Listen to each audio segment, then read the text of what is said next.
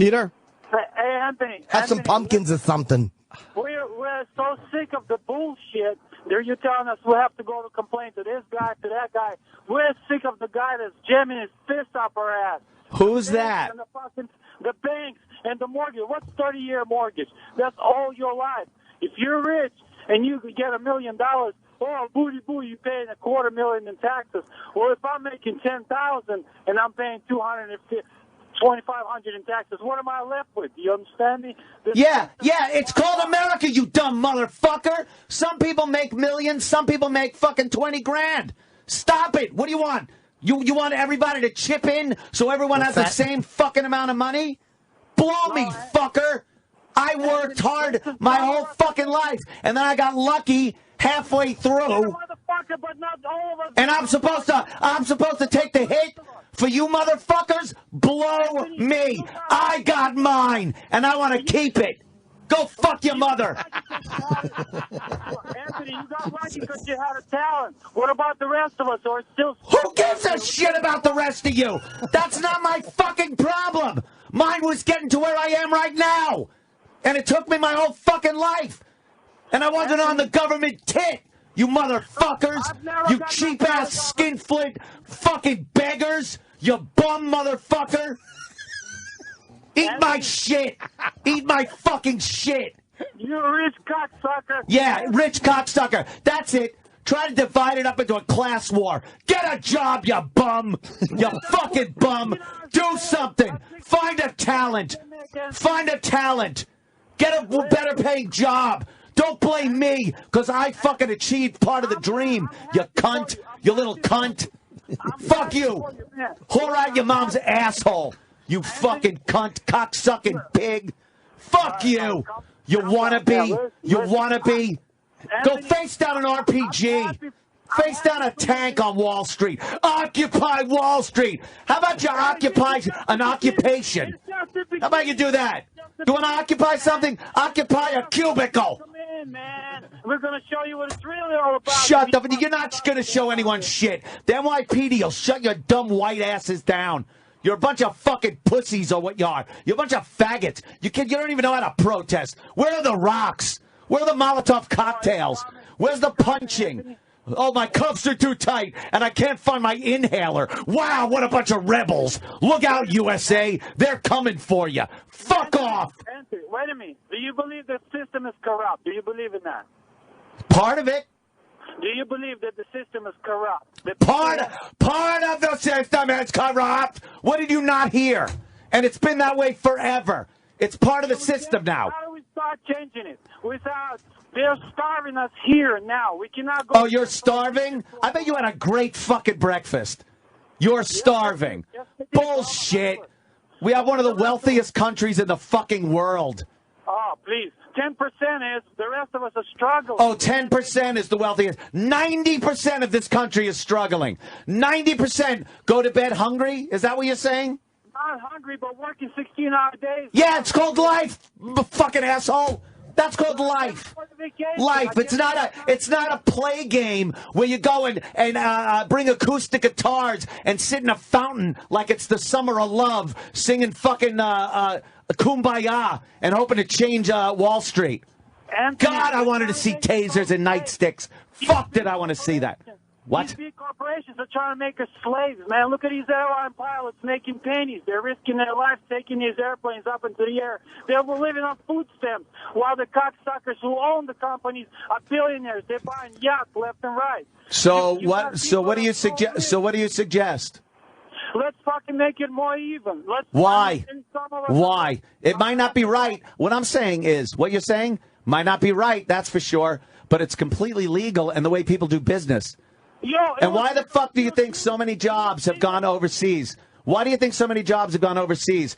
Because why wouldn't a company pay a Chinese person $2 an hour as opposed to somebody that wants to sweep a floor $25 an hour, and then someone's supposed to buy a car that costs 18 times more than they could buy one foreign because the fucking union workers that sweep the floors at the plant demand $25, $30 an hour. American guys that went to school with you. It's us, the union workers. It's us, man. Your friends are getting fucked up the ass, okay? But these rich cocksuckers... And these rich cocksuckers are supposed to pay $25 to $30 an hour for a laborer. For a laborer. Yeah, they got millions building a company. And fucking the rest of us over, right? Fucking the rest over. They're paid a wage to fucking go to work. The boss will make more money than the worker. That's the way it's been forever. You want it differently. You want the boss to shell out all his money. Everyone wants... Just, you know what? Invade everyone's house then. Please start with mine. Try to take my money. Could you please do that? Please come to my house and try to take my money. Because I swear to fuck, I'm waiting for that. But Anthony, I don't want to be starving. I work 16 hours a day. I can't afford to... Yeah. Some people work 16, some work 4. The world needs ditch diggers too, you know. Well, I do what I can. I'm not as talented as you are, but guess what? I want to have some kind of a life too. Well, then work at it! Try to fucking get some kind of life. No one's going to give it to you, fuckhead. Or any of these other shitheads. I've been working all my life. Yeah, and you know what? You might, and you know what else? You might never make it. There's not a guarantee to wealth in this country. And so what? I'm a regular person. I still have a right to a good, decent life. Of course you do. You have the right to life, liberty, and the pursuit of happiness. There's nothing in there saying you have the right to my money or anyone else's fucking wealth. Yes, you do!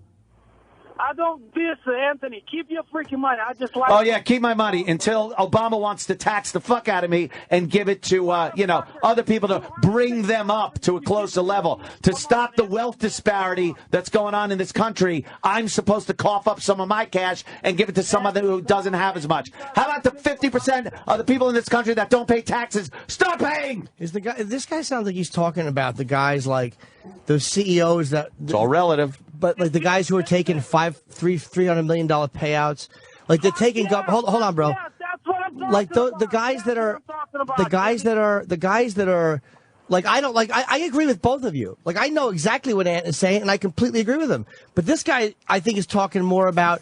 It's like the government is fucking bailing these companies out, and these scumbags are taking. $80 and $100 million payouts. These fucking people are murderable. Yeah. So you would have had a lot more. That could feed 1,000 of us. Yeah, you'd have had a lot more people. You'd have had a lot more people down there if everybody that works at General Motors was unemployed because there was no bailout. But yeah, I see that point. These cocksuckers are taking chunks like you wouldn't believe it. We're over here scratching our eyes out for $20. What the fuck? Right. And how many companies do you see doing that? Fucking the American companies right now have the most cash in their hands. Well, that's okay. Well, you know what then? How about you invest in that great solar energy company that Obama gave $500 million to? Oh, that's right. I can't afford to pay the fucking electric. I got 2 kids, and I work 16 hours. That's a shame. My fucking pool's up to 84 degrees, running my electric heater for $3,000 fucking electric bill that I laugh at. Jesus. Have fun. But the guy is trying to do the right thing. I don't give a shit. You're going after the wrong guy. No, I'm not. He works 16 hours a day. What else is he supposed to do, though? I could give a shit about his 16-hour day. I could give such a little shit about his 16-hour workday. I worked for a living my whole fucking life. I worked for a living. Like a dog I worked. I made shit money. My bosses were assholes that drove around in fucking Ferraris and Bentleys, and I worked my balls off and made shit. You made it out. It's 1 in a million that makes it out like that, Anthony. Oh, well. Oh, well. How about that? You know what I did? I fucking was able to work with what I had, knock on a few doors, and made something of myself. I took stock of myself. I wrote down my good points and my bad points. I guarantee which side had a lot more shit written on it. Hey, Peter. Hey, I love you. I love Peter. all you guys. All right, Peter, before you go, we know. Jim's got a comment. Jim in New York. Yeah, this is how Andrew Dice Gay would sound like. Andrew Dice Gay. Hey, so I'm hanging out with these fags. Hickory dickory dock. Hey, write your own joke. Oh! I Dice was good. There wasn't a woman who lived in a shoe. I hate chicks, so I found a guy to swallow my goo. Oh! There was an old man that lived in a boot. I fucked him so hard. He had to poot. Oh! Andrew Dice gay. I'm the Dice Man lover. See my sparkled bedazzled jacket? My leather? Used to say Dice. Now look, faggot. I just wrote in rubies and rhinestones. Big faggot. That's what I do now. I'm over here now. I used to be over there. Now I'm over here by the man ass. You ever just shove your nose in a man's asshole and take a whiff? Isn't it beautiful? It's beautiful. And then after you do it, he goes, so this guy walks up to me and goes, Dice, will you suck my cock? I said, sure, I'm a faggot. Oh! You hear me? I blow you. You hear? Oh, shit. All day long. Suck my cock, Dice. All right already. Pull it out. I don't want to sleep in the wet spot. The whole bed's a wet spot. I've been fucking you for hours. Oh! Andrew Dice gay.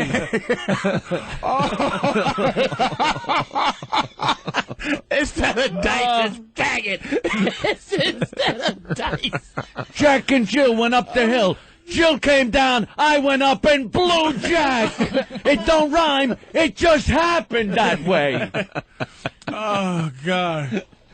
Oh, my God. The fear running around in Midwest right now. It's just... These truckers, it's scary. Yeah. There's nothing gay about that. Like just relaxing. That's what this Brokeback Mountain shit is going to just... That's my favorite movie.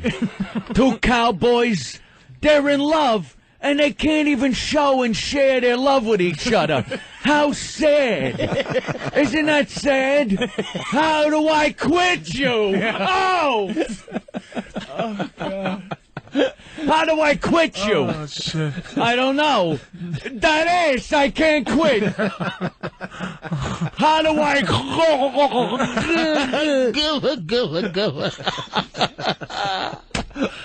I shoot a load of goo. I used to joke about that. Now it's a sweet, precious gift. It's a sweet, precious gift between two men. Again!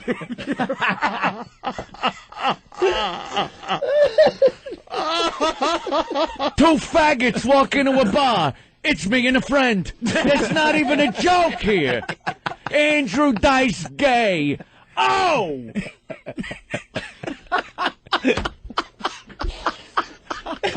Oh, my God.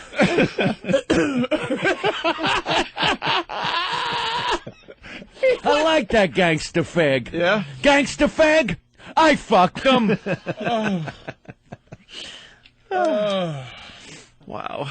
And imagine if Gangsta Fag looked like Tukey. Tukey Williams. It's I just, know.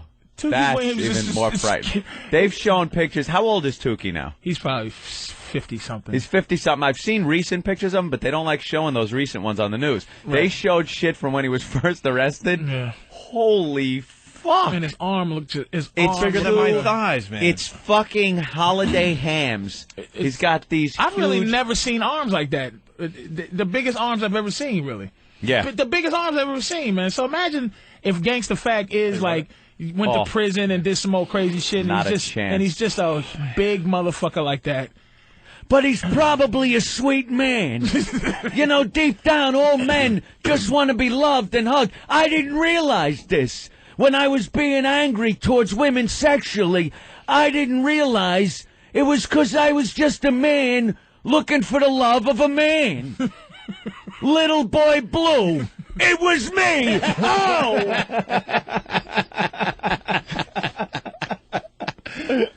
Jack be nimble, Jack be quick. Whip it out, I'll suck that dick.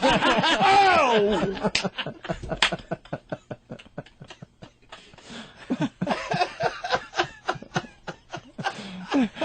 Look at Pat from Menaki. He's got to go on. That instant feedback. They're coming in like crazy now. Holy shit. Oh, God. Holy cow. I haven't left this hard in a long time. Oh, God damn. So I'm online at the bank, and I got my tongue up this guy's ass. And he's like, why do you got your tongue up my ass? I said, 'cause I'm a faggot. Oh!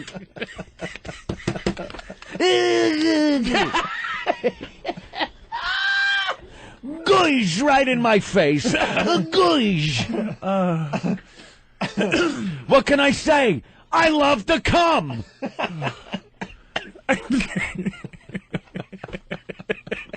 It's like, to me, it used to be nasty. I would give it to broads and go, take my nasty goo. Now it's like sweet strudel icing. Just drizzled on Dice.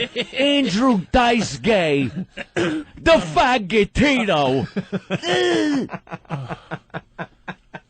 Which way? Which way?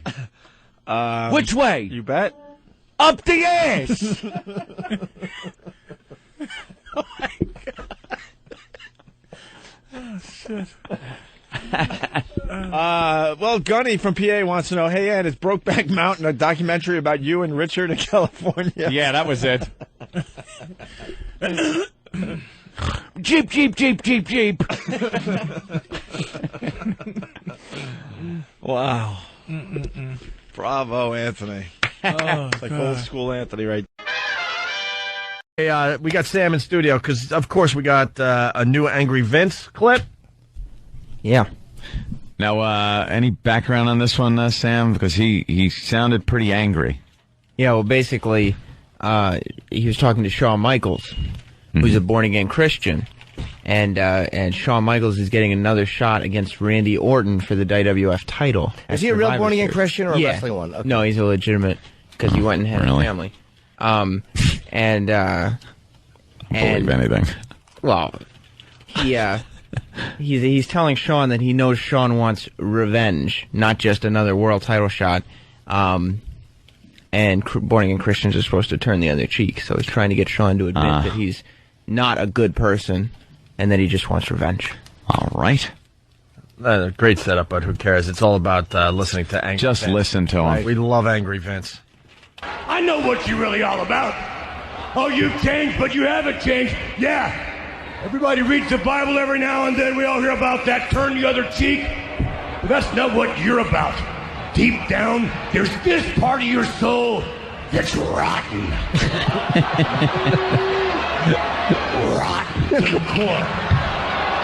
And there's not a damn thing you can do about it, John. And you know the part I'm talking about? The part about an eye for an eye, a tooth for a tooth. Vengeance is mine, saith the Lord. Playing the part of Lord is you, Shawn Michaels. Admit it. Admit it. You want revenge on him. You want to put him out. Admit it, Shawn. I know you. I know you better than me. I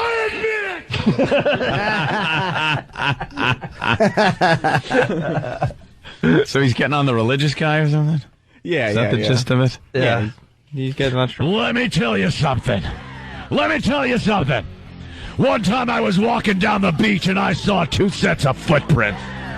And I realized it was the moment of my life. That's right, the moment of my life.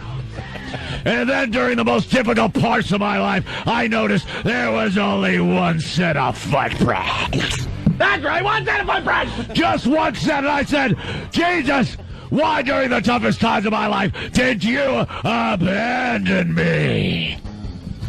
And he said, Vince, I didn't abandon you. That's when I carried you. I said, carry me? Why did you just help me? I could have walked myself. I don't need your help, Jesus Christ. Yeah, but if he could carry... I told him, Christ, you're fine. Then he reminded me I couldn't fire him. No. You're not that big, Vince. No. Hey, Vince, I wish that limo gag would have worked out. I was blown up in the limo, blown up dead. And then I had to come back to life because some lunatic kills his family. I mean, it would have made a great storyline if it wasn't true. But he did. He actually wrote that 2 weeks prior to the murders. I was blown up in a limousine, and some rubes like Sam bought it. You bought it, didn't you, Sam? I admit it. Yes, you admit it. Hey, Vince, are you willing to accept Jesus Christ into your life? Accept Jesus Christ. Into your life, sir. I came back 3 days later from a blown-up car like Jesus. I am Jesus Christ. I'm the Lord. I'm the Lord. That's right. Confession. Confession? I think you need to. Why do I have to confess to the likes of you? You've done some awful things in your life, sir. Awful things? You might need to confess. You're fired. You can't fire me. I don't wrestle. Oh, you want a job? Because after I hire you, you're... Did you see The Passion of the Christ, sir? Don't even know what I'm saying. The Passion of the Christ? Yeah, he got a beating. I would have liked to see Jesus in a ladder match. He could take a beating. He would have been good with Mankind. And have bloodied the ring up. Mankind and Jesus.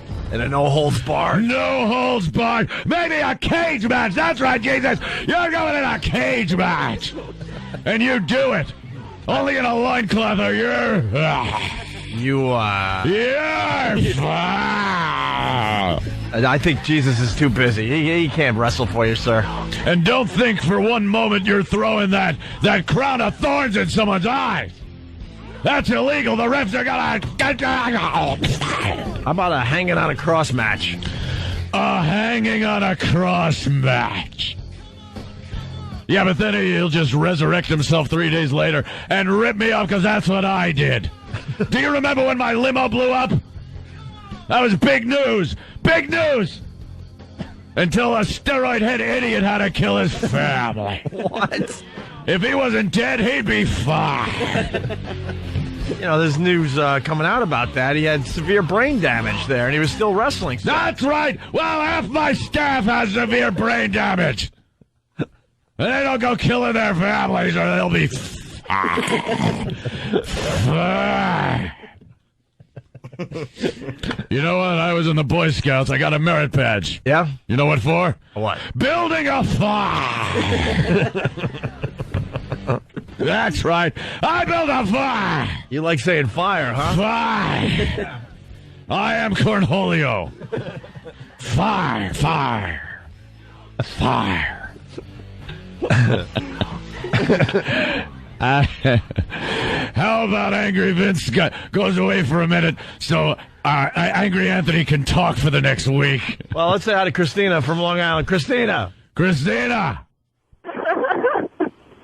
What's up? Hey. How are you? I hear you're a born-again Christian. You want to talk Born again? What went wrong the first time? You should tell your mother she's fired. That's right. She screwed it up the first time if you got to be born again. How does that work? What do you get put back? That's it. I want you and one of our hot chicks in a uterus match. 2 go in, 1 comes out. The other one's...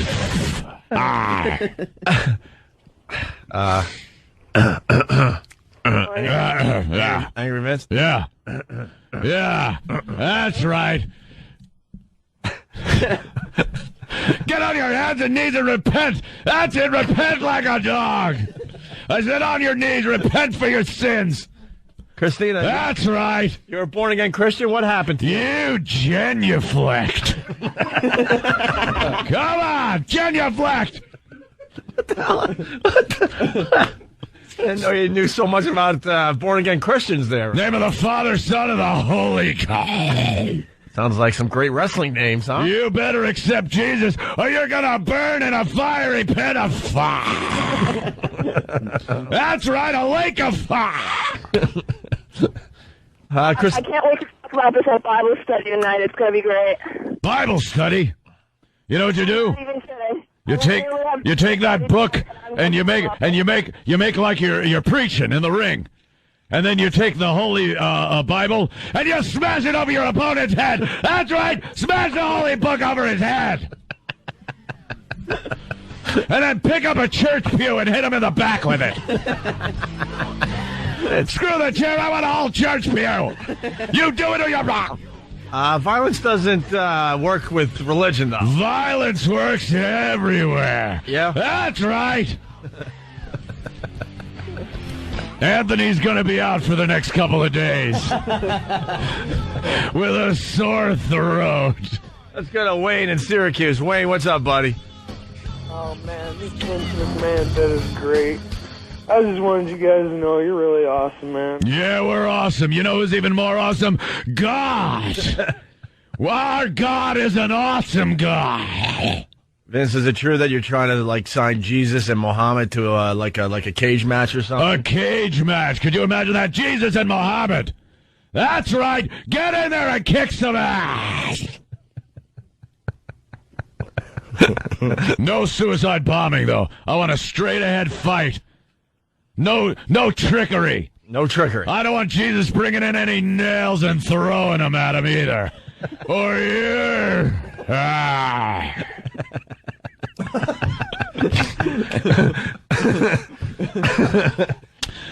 I need hot water and honey. That's right. Bring me hot water and honey. A new wrestler. I'm going to call him Sucrets. Here comes Team Lozenge. I hope. My throat feels like it's on fire. That's right.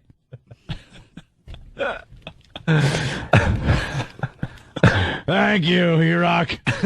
What, were you saving these for dinner? Brought me some cough drops. Well, we're very privileged to have Angry Vince in studio today. All right. Thank you. All right. Thank you, Angry Vince.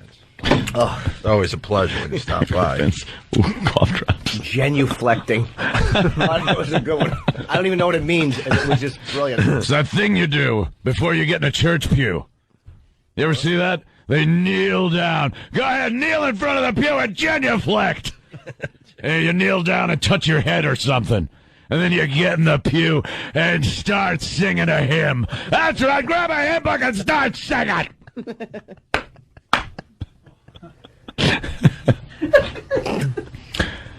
Go ahead, read the letter from the Corinthians. That's right, read something from the Corinthians. Jesus Christ. I'm not taking his name in vain. I'm trying to find him.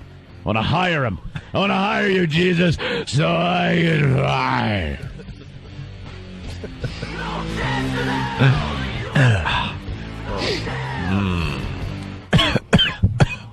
All right.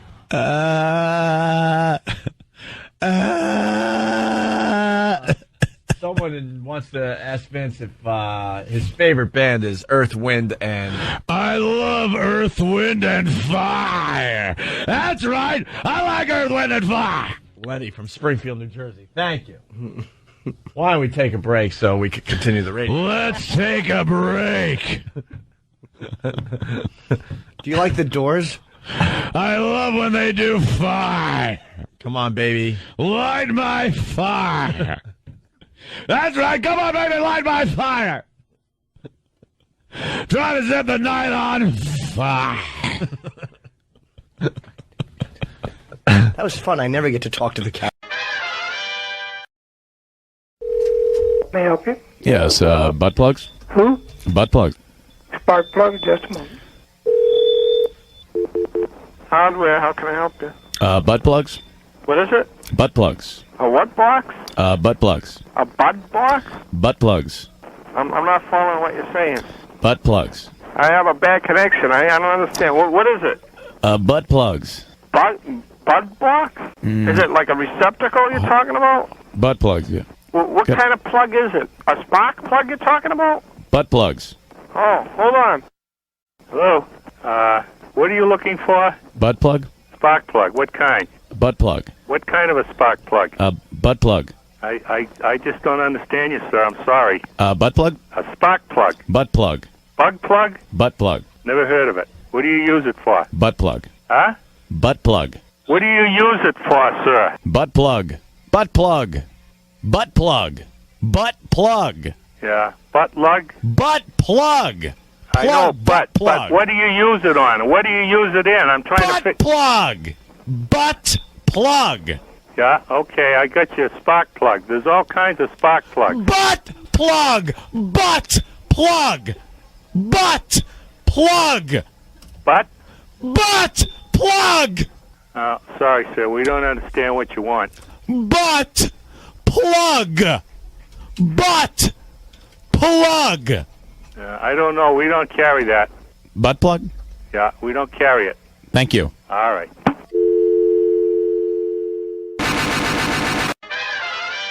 Can't just be an asshole. Right. Well, I was diagnosed with AHBD. That's difficult. What's that? Adorable, huggable boy disorder. Oh, so you're cured. Yes.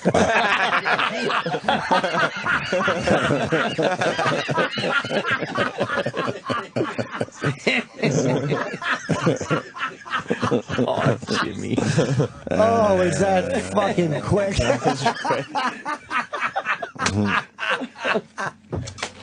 What Fez could do to... Oh, you still. Hold on a minute, sir. I'm laughing at the brilliant quick line that Anthony just fired out as he was digging in his nose with the tissue. That's the beauty of that. Is he's literally just blowing his nose and that's shot out.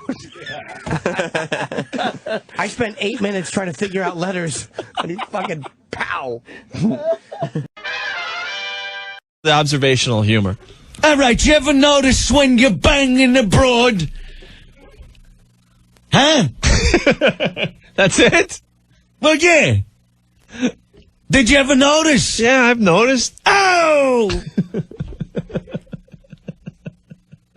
See, it's like that, stream of consciousness. All right, do some more of that Seinfeld observational humor. Observational humor. Oh! Hey, what's with these people in the airplanes? Huh? It's like they're flying or something. Oh! Huh? Hey, Kramer, bend over. So I'm dogging Elaine, right? Yeah. And that fat bastard from down the hall, Newman, comes in. Yeah. I go, Newman, get your fat ass out of here. I'm banging Elaine. Oh! Hey, I could do Seinfeld. Hey, Dice, you better be quiet. I think the Garden's on the line for you. Garden. This is the Garden calling for the Dice Man. Hello. All right, you're talking to the Dice. Hey, Garden. Dice You're Man. going to have me back? Remember, what was that, 1986? I sold the place out. 1924, I think, wasn't it? Hey, smartass. Dice Man. What garden is this, Dice huh? Man. You know what the singular of dice is? What? Die. All right, jackass. Hey, is this the Garden? I was going to call him a jerk off, but I don't want to piss him off. I need the gig. It's really the Garden, yeah. Oh! All right, Garden. You guys are great. Rock on. All right. Well, Dice, Another jerk off. You're a hit. You're a hit on the show. Well, that's what I'm trying to do. I'm trying to develop back into, the old Dice, new Dice, Seinfeld Dice. It's like I'm Jerry Dice Seinfeld. You're relating to the audience. It's a show about nothing. You should do... Look, we're in the diner. Hey, George, pass me the sugar, you bald bastard. Oh! Huh? See, this is good stuff. Oh! Hey, George, look at you, you fat bald bastard. Huh? I'm gonna go back home and bang Elaine. Oh! I could do that. Why is he making millions? I don't got squat. They're not syndicating the Dice Postal Employee Show. Where did that one go? I need the syndication. Kramer, look at your hair. It looks like a big thatchy snatch. Yay! See, I could do it. Huh? Well, if you want to relate to the kids, you should work some Chris Rock material into your act as well. Oh! Yeah, I heard that guy. Yeah. He talks about the colored. Right. Huh? Chris Rock, he's the colored guy, right? Yeah. Yeah, I could do that. Yeah. Hey, how about those colored? Huh? What, they always stealing stuff? Huh? What's with the bell? What's with the asshole ringing the bell? Well, it's something we do on the show when it's like Chris Rock. Something that is said that's inappropriate. That was inappropriate. I heard Chris Rock do that on the HBO. Oh, I see. I did an HBO special. No one cares. Chris Rock does it. Oh, gee, hey, how about more colored on welfare? and he's making millions. Why is the jackass ringing the bell? You said something inappropriate again. That's the inappropriate bell. Give us one more Chris Rock joke before you leave here, Dice. Hey! Hey, how about the color? Wait, what happened to your quick, sharp comedy Hey, I'm mind? ripping off the top of my head here. All right, let's try it again. Another Chris Rock. All right, All right. Hey, what's with all the colored having children, huh? Yeah. Oh! This jerk-off rings the bell one more time. I'm sticking it in his ass, all right?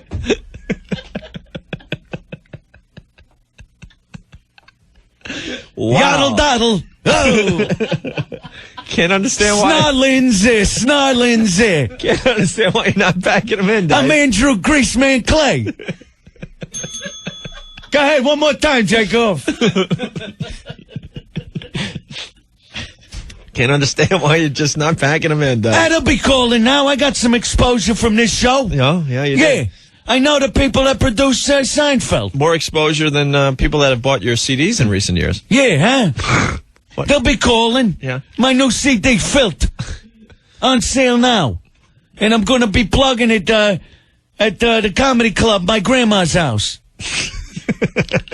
It's not a club. It's really my grandma's house. Oh!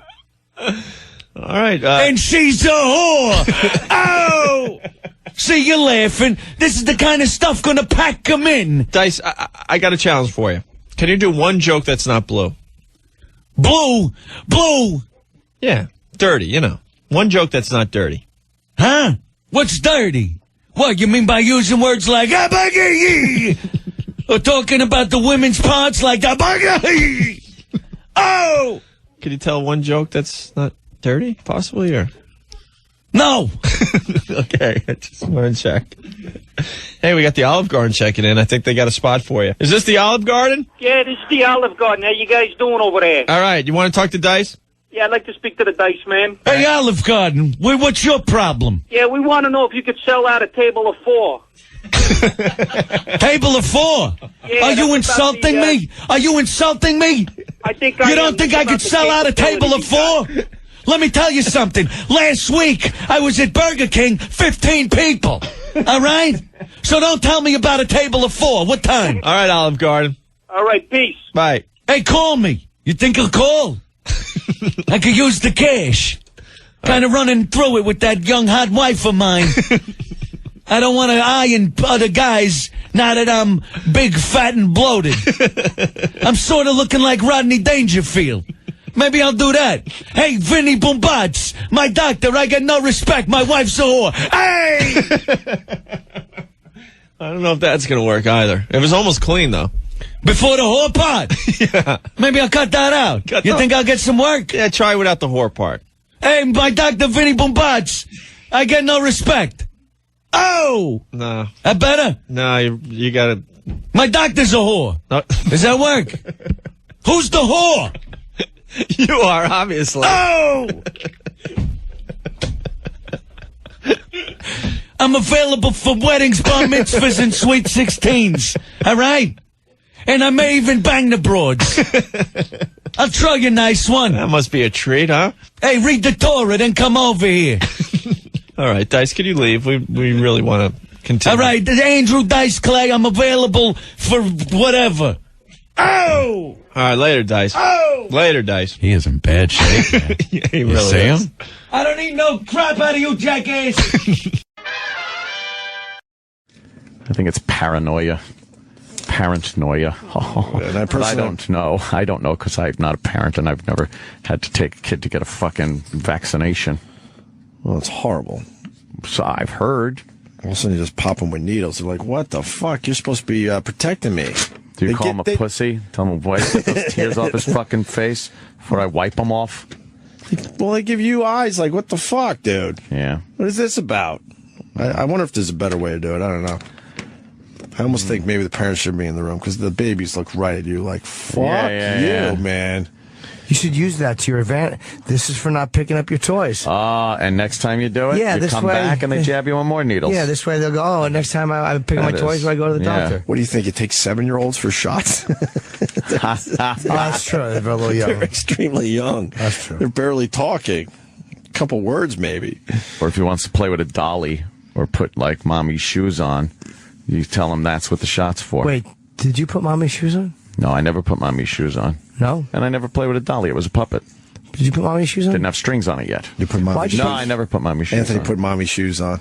I never put mommy's shoes on. Why would you bring it up like that?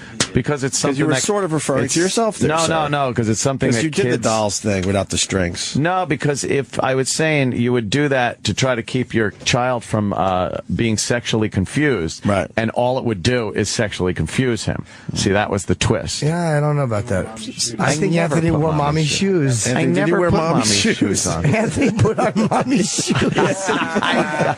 I would absolutely tell you if I put on I mommy's don't shoes. know about that. Sam, you put on mommy's shoes? No, I never did. I never But I put think on somebody in mommy's this room shoes. did. Yep, it Never wasn't put on me. mommy's Wasn't shoes? me. No. I don't think it was the Opster. Oh, I'd be honest. I never put on mommy's shoes. There was never. Why? What's wrong with you? Because there What'd she wasn't say when even she an caught you? inkling. Right. I never put on mommy's shoes. Did you break the heels in them? But No. because you didn't know how to walk properly? No, it's. You slide around because they were so big. That's why your father No would always reason. yell at you. Like we were like, why would his father always call him gay? Because he had like a puppet.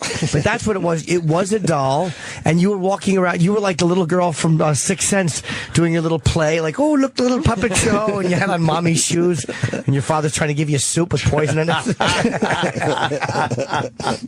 No, I must say I never had even the slightest urge to put on mommy's shoes. Comment, Sam. Did you put on her earrings when you had the shoes on?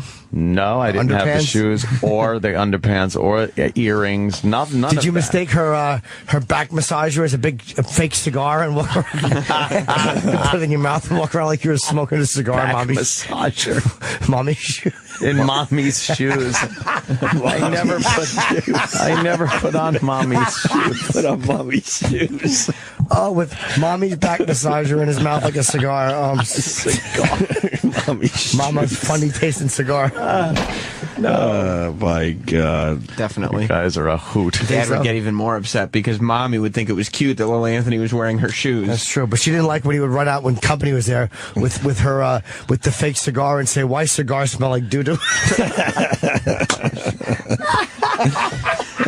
it there. Because he was 16, inappropriate. I never wore mommy's shoes. All right, I'm sure everyone will believe you. Don't worry I about think it. he outgrew Mommy's shoes. I think so too. Oh. I don't think they'll bother you with that one on Twitter today. Lipstick. Oh, yeah, You're for safe. sure. You're good. Yeah. All right. You're good. Tony, T-O-N-I, that's why I didn't like the name game. I don't think there'll be any photoshops or anything. You'll be fine. No, I know that. I think they our never make. I think our listeners are cool when it comes to that stuff. Yeah, totally. All right. Alicia Silverstone on the subject of children. Silverstone refers to the uterus as a baby house that would benefit from being kept healthy with her kind lifestyle. She thinks women should stay away from tampons. Oh yeah, what are they supposed to do? Play pads. As they can Yeah? lead to infertility issues. I like seeing a good tampon floating around in the toilet. You like that? Why? Well, that's great. The same for country love song. I'd shove them up my ass while I had on mommy's shoes. Oh, really? So you're finally willing to admit you had mommy's shoes on. Just playing along. I'll bet you that's what happened. He ran out like when company was there in mommy's shoes. Look, Mama, have my period, and pulled a tampon out of his ass and embarrassed the family.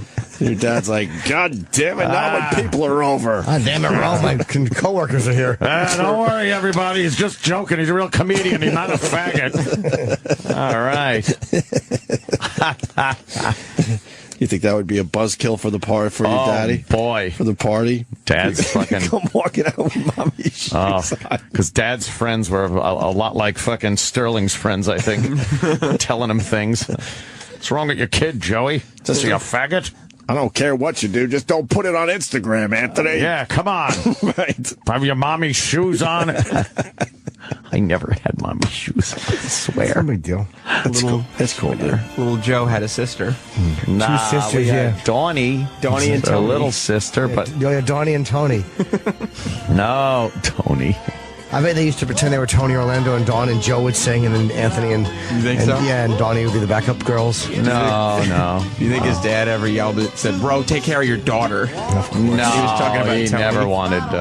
Wow. And I did get in trouble though for standing on the table and singing "Celebrate, Celebrate, Dance to the Music" because I was singing "Masturbate, Masturbate, Dance to the Music." And because the heels were poking holes in the table. Get those heels off the top of the. God, he was actually singing "It's Raining Men." No. Putting dents in our wood table. I didn't even know what it meant. With your mommy shoes. I didn't even know what masturbate meant, but I was just going masturbate. Why were you masturbate, bothered by that? Dance to me, and he was like, "Knock it off! Stop singing that." Why? Why would that be a problem with everything else? Because you don't want me yelling masturbate. Silverstone. Shoes. I love Mexico. My dad used to take me to Tijuana when we used to live in San Juan Capistrano. My dad would take me down to Tijuana, and it was interesting. I liked it. Very colorful. Did you buy souvenirs? No, because the second you brought money out, a bunch of kids would come running up, and they asked you for it. And then there were horses painted like zebras. It was cool, though. I bought a big ceramic bull and brought it across the border. The border guy wanted to know what was in it. I was like, it's a piggy bank. I just paid more attention to my dad. He's hammered. Would he drink in Tijuana? Oh, would he ever? Tequila. Wow. Yeah, our Tijuana trips are legendary. Even though you had to drive? Oh, yeah, he didn't care. Dad would drink and drive at the same time, like with a beer. I remember once he had a beer in one hand. He had his CB mic in the other with the cord, and his hand on the wheel with the CB mic, and then he tried to make a turn and wind his hand around. He got literally wrapped up in the CB cord, and the beer started spilling, and we're going into another lane, and he was hammered. Did you ever take his beer and dump it out the window and say, this is really irresponsible? Oh, yeah, sure. Were you kidding? That would have been death. Where would he drink in Tijuana? Like on the street, or would we bring you into like scary bars? It would be in scary bars. Yeah, there were some scary bars. It's Tijuana. And you were fucking girl doing the sex show was younger than me on the stage. How old? Fantastic. How old were you? I was probably 13, around there. And you just sit at the bar? And I would just sit at the bar. Or if they didn't let me sit at the bar, I'd sit at a table because it was like a bar-restaurant thing. Well, you guys would drive in, right? Drink. Yeah. Oh, yeah, we would drive in. And then and drive out. Were you worried about your car getting stolen, or wasn't he worried back then about getting ripped off? I heard in Tijuana you get ripped off for it. No, I don't think he cared. Yeah. Dad didn't really think much about it. Yeah. You're making someone very uncomfortable. No, this is my experience in Tijuana. She's very uncomfortable. Oh, I know. Awful. She's trying to figure out how the fuck to get out of here. Why? No, it was great. It was a lot of fun. Yeah. But I remember it was very dangerous. Like some of the roads through San Diego were, the cliffs there and stuff. We'd be driving this truck and my dad was hammered and, I'm just looking over. Like, I used to love red lights. I was, like, now I hate it, but I used to drive with my dad and then there'd be a red light and it was the time where I could go, I'd breathe again. I could breathe a little. And I'm like, fuck. And then, like, green. You gotta just tense up again for the whole fucking ride. And I'm, like, leaning my body, trying to steer the truck, like, away from the cliff, away from like a big cement Conrock truck is rumbling down the road. And he's drifting into that lane. He's drinking like, it. He's on his CB. And if I even said, like, Dad, he'd be like, I see it, God damn it. Don't tell me. I'm like, oh, God. Oh, red light. How far was it to That was terrible. How far of a ride was it? It was like, what's it from San Diego to, it was between L.A. and San Diego, Capistrano. Like 2.5, 3. Yeah, it was probably a couple hours. Long drives. Oh, fuck it. Dude, we used to go to Lake Elsinore from Capistrano, and that's over the Ortega Highway. It's like a movie road where it's just on the edge of a cliff the entire way, and it's all windy. Jesus. And it was horrifying. And you'd get in those lines to go through customs?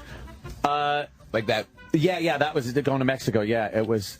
We'd get on the line to go through customs. They wouldn't give a shit. He'd be hammered. He'd be like, how you doing today? And he was one that always thought he was like the big flirter when he was drunk. So it's like, hi, little lady.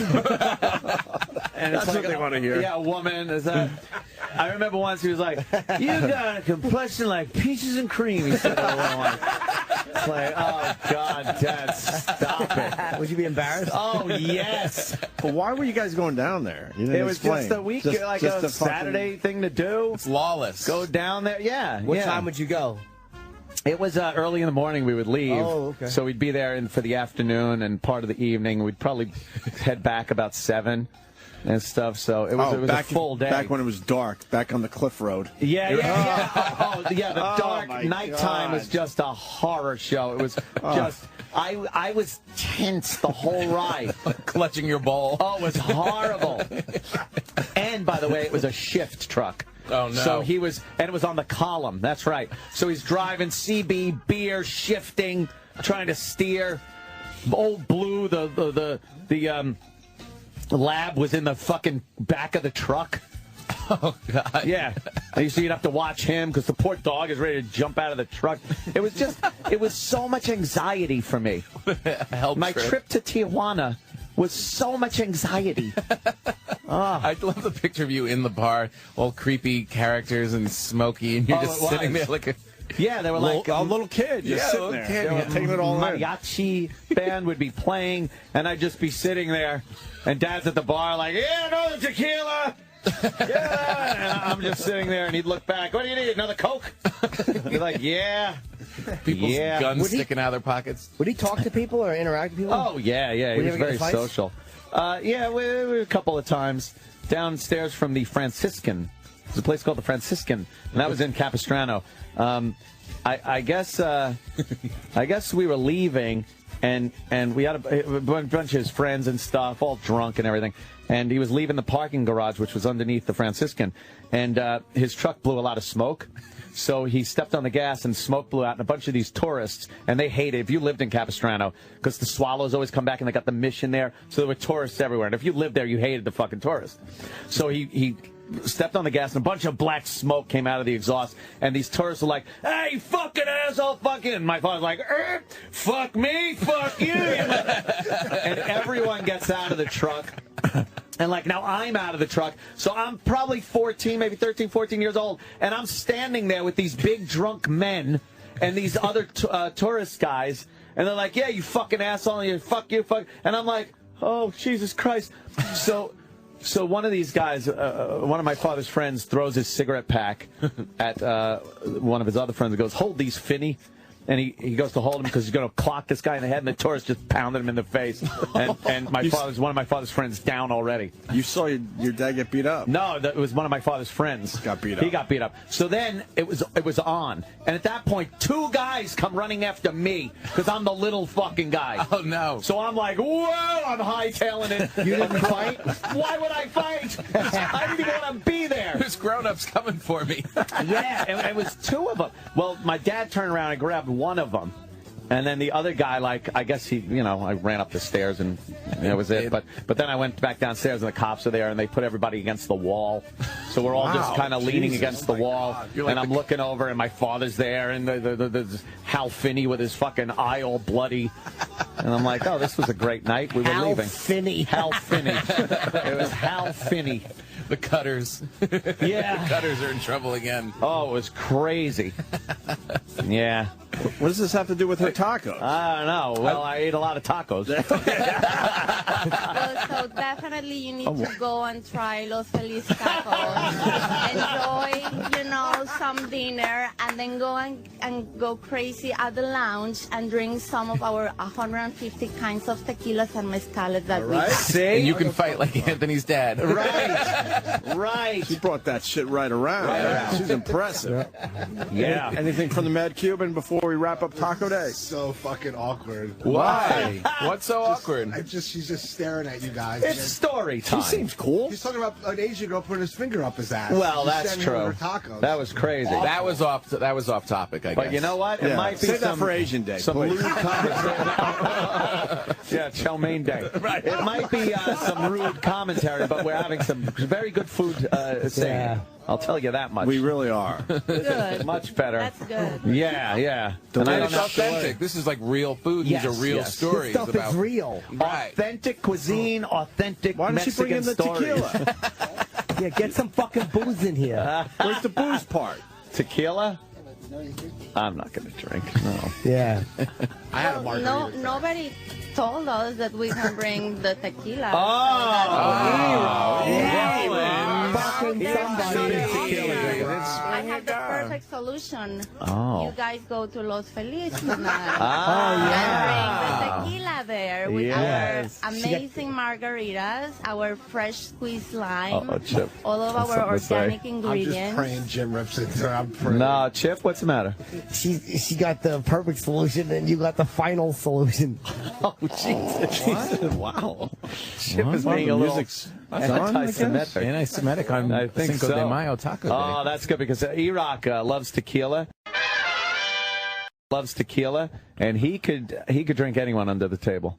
Makes him cry. You don't even know that he's drunk, aside from the fact that he's weeping openly about people not liking him. Like he's know that he's He crying. turns into Halle Berry accepting an Oscar. All right, well. This has been great. I still don't know where the tacos came from. I'm a little confused. Tijuana, right? Why? Tijuana. You're not know. Yeah. Hal Finney's Taco Shop. That ain't the name Hal of them. Finney Taco Hut. I haven't even thought of Hal Finney in years. I love the fact that Hal Finney got clocked in the eye. Hal Finney was a little bloodied. I don't know him, but it sounds like he deserved it a little bit. Yeah, all of them did. Yeah. That's for sure. I like his fighting prep is hold these. I saw my dad brawl a few times. He always did pretty good for Did all right? himself. Yeah, he never got his ass kicked. I remember when he beat up a Mexican guy for trying to pick me up at a party. No. Yeah, I was hanging out at a party, and it was an outdoor at the stables and stuff, and we were hanging out, and I was drinking some of this homebrew that they used to make. And everybody else was, so they were pretty hammered. So I was hanging out, and my dad was How old were talking to you? his friends. I was probably same age, like 13, 14. Adorable. And, yeah, I was adorable, very molestable. And there was this Mexican guy, and he was all kind of drunk, and he came over near me, but within earshot of my dad. He goes, "Hey, how are you doing?" I'm like, "Oh, good, good, good."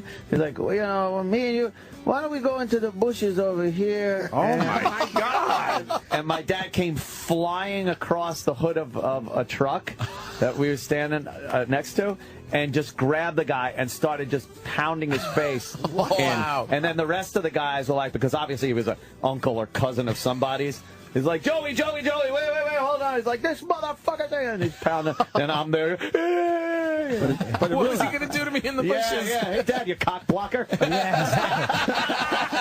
I was this close to being in the bushes. Yeah, but Dad didn't want him fucking tapping into his supply.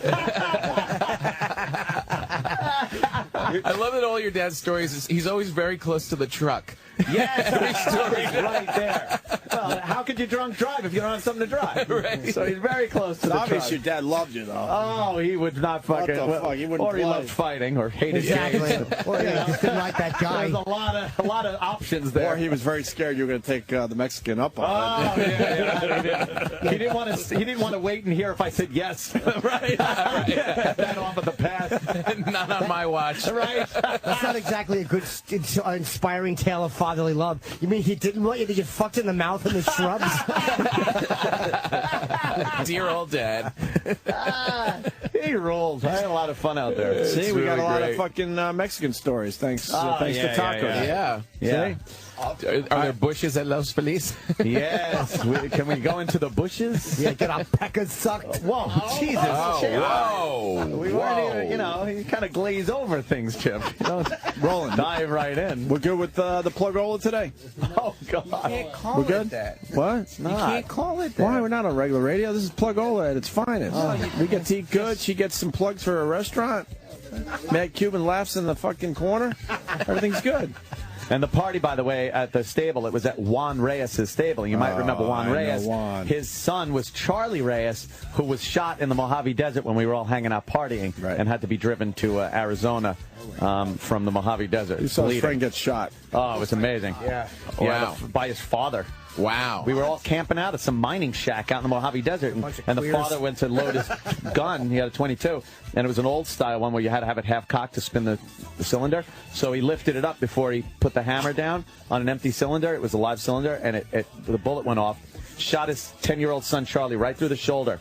It went right in, like, over his heart, and then out the back. Jesus.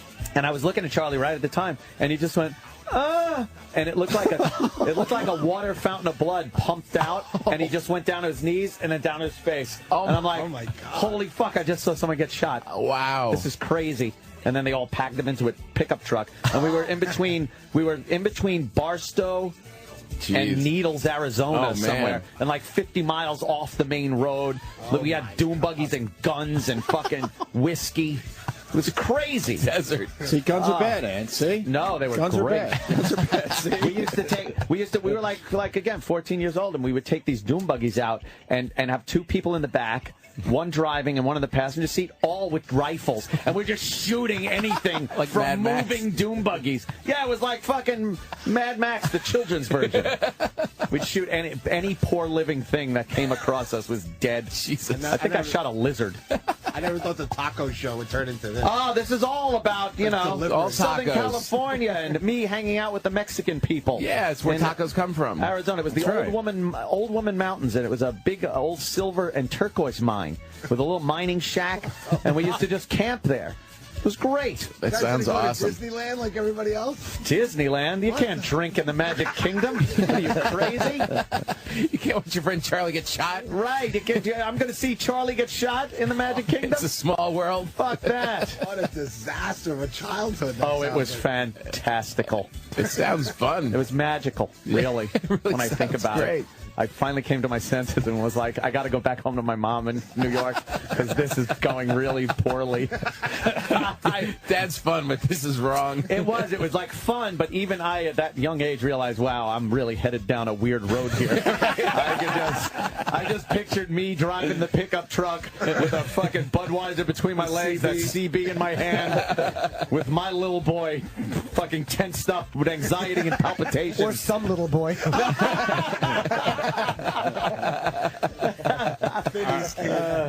right, let's get the taco lady out of here. Yeah. All right, thank you. Thank you, taco lady. Thanks a lot. They were good. Really good. Yes, we're very happy you came in. Yes. Delicious guacamole. So just come to celebrate Cinco de Mayo. Yes, Cinco de Mayo. You can have tacos for dinner. Yes. And then you can get wild at the lounge and drink tequila. Very good. It's like exactly what everybody needs for where's this place you should do for Cinco de Mayo. Exactly. Yes. Lower East Side, where again? 109 Ludlow between Rivington and Delancey. Los Feliz, we're open 6 days a week. We're going to be open for brunch on Sunday. I'm going to have a mariachi band Saturday and Sunday. So mariachi. It's going to be very, very interesting. Does he have the big fat guitar? Oh, yeah, definitely. I love the big fat guitar. Riding on a horse painted as a zebra? Yes. All right. For that. Yeah, that was the worst.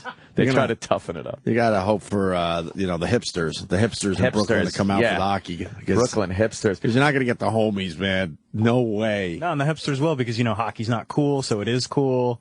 The hipsters will absolutely. Dude, I'm going to have to deal with hipsters if the fucking Islanders move to Brooklyn. And, the Islanders aren't a great team, so, they'll root for them because they're not that great. Oh, yeah, it'll be cool. Dude, I gave Whitestone a try. I went to Whitestone. What's Whitestone? In fucking Brooklyn. You know where that is? What's Whitestone? I don't know. It's fucking, where is it? Is it an arena? No, just kind of the area. Oh, was it Whitestone or?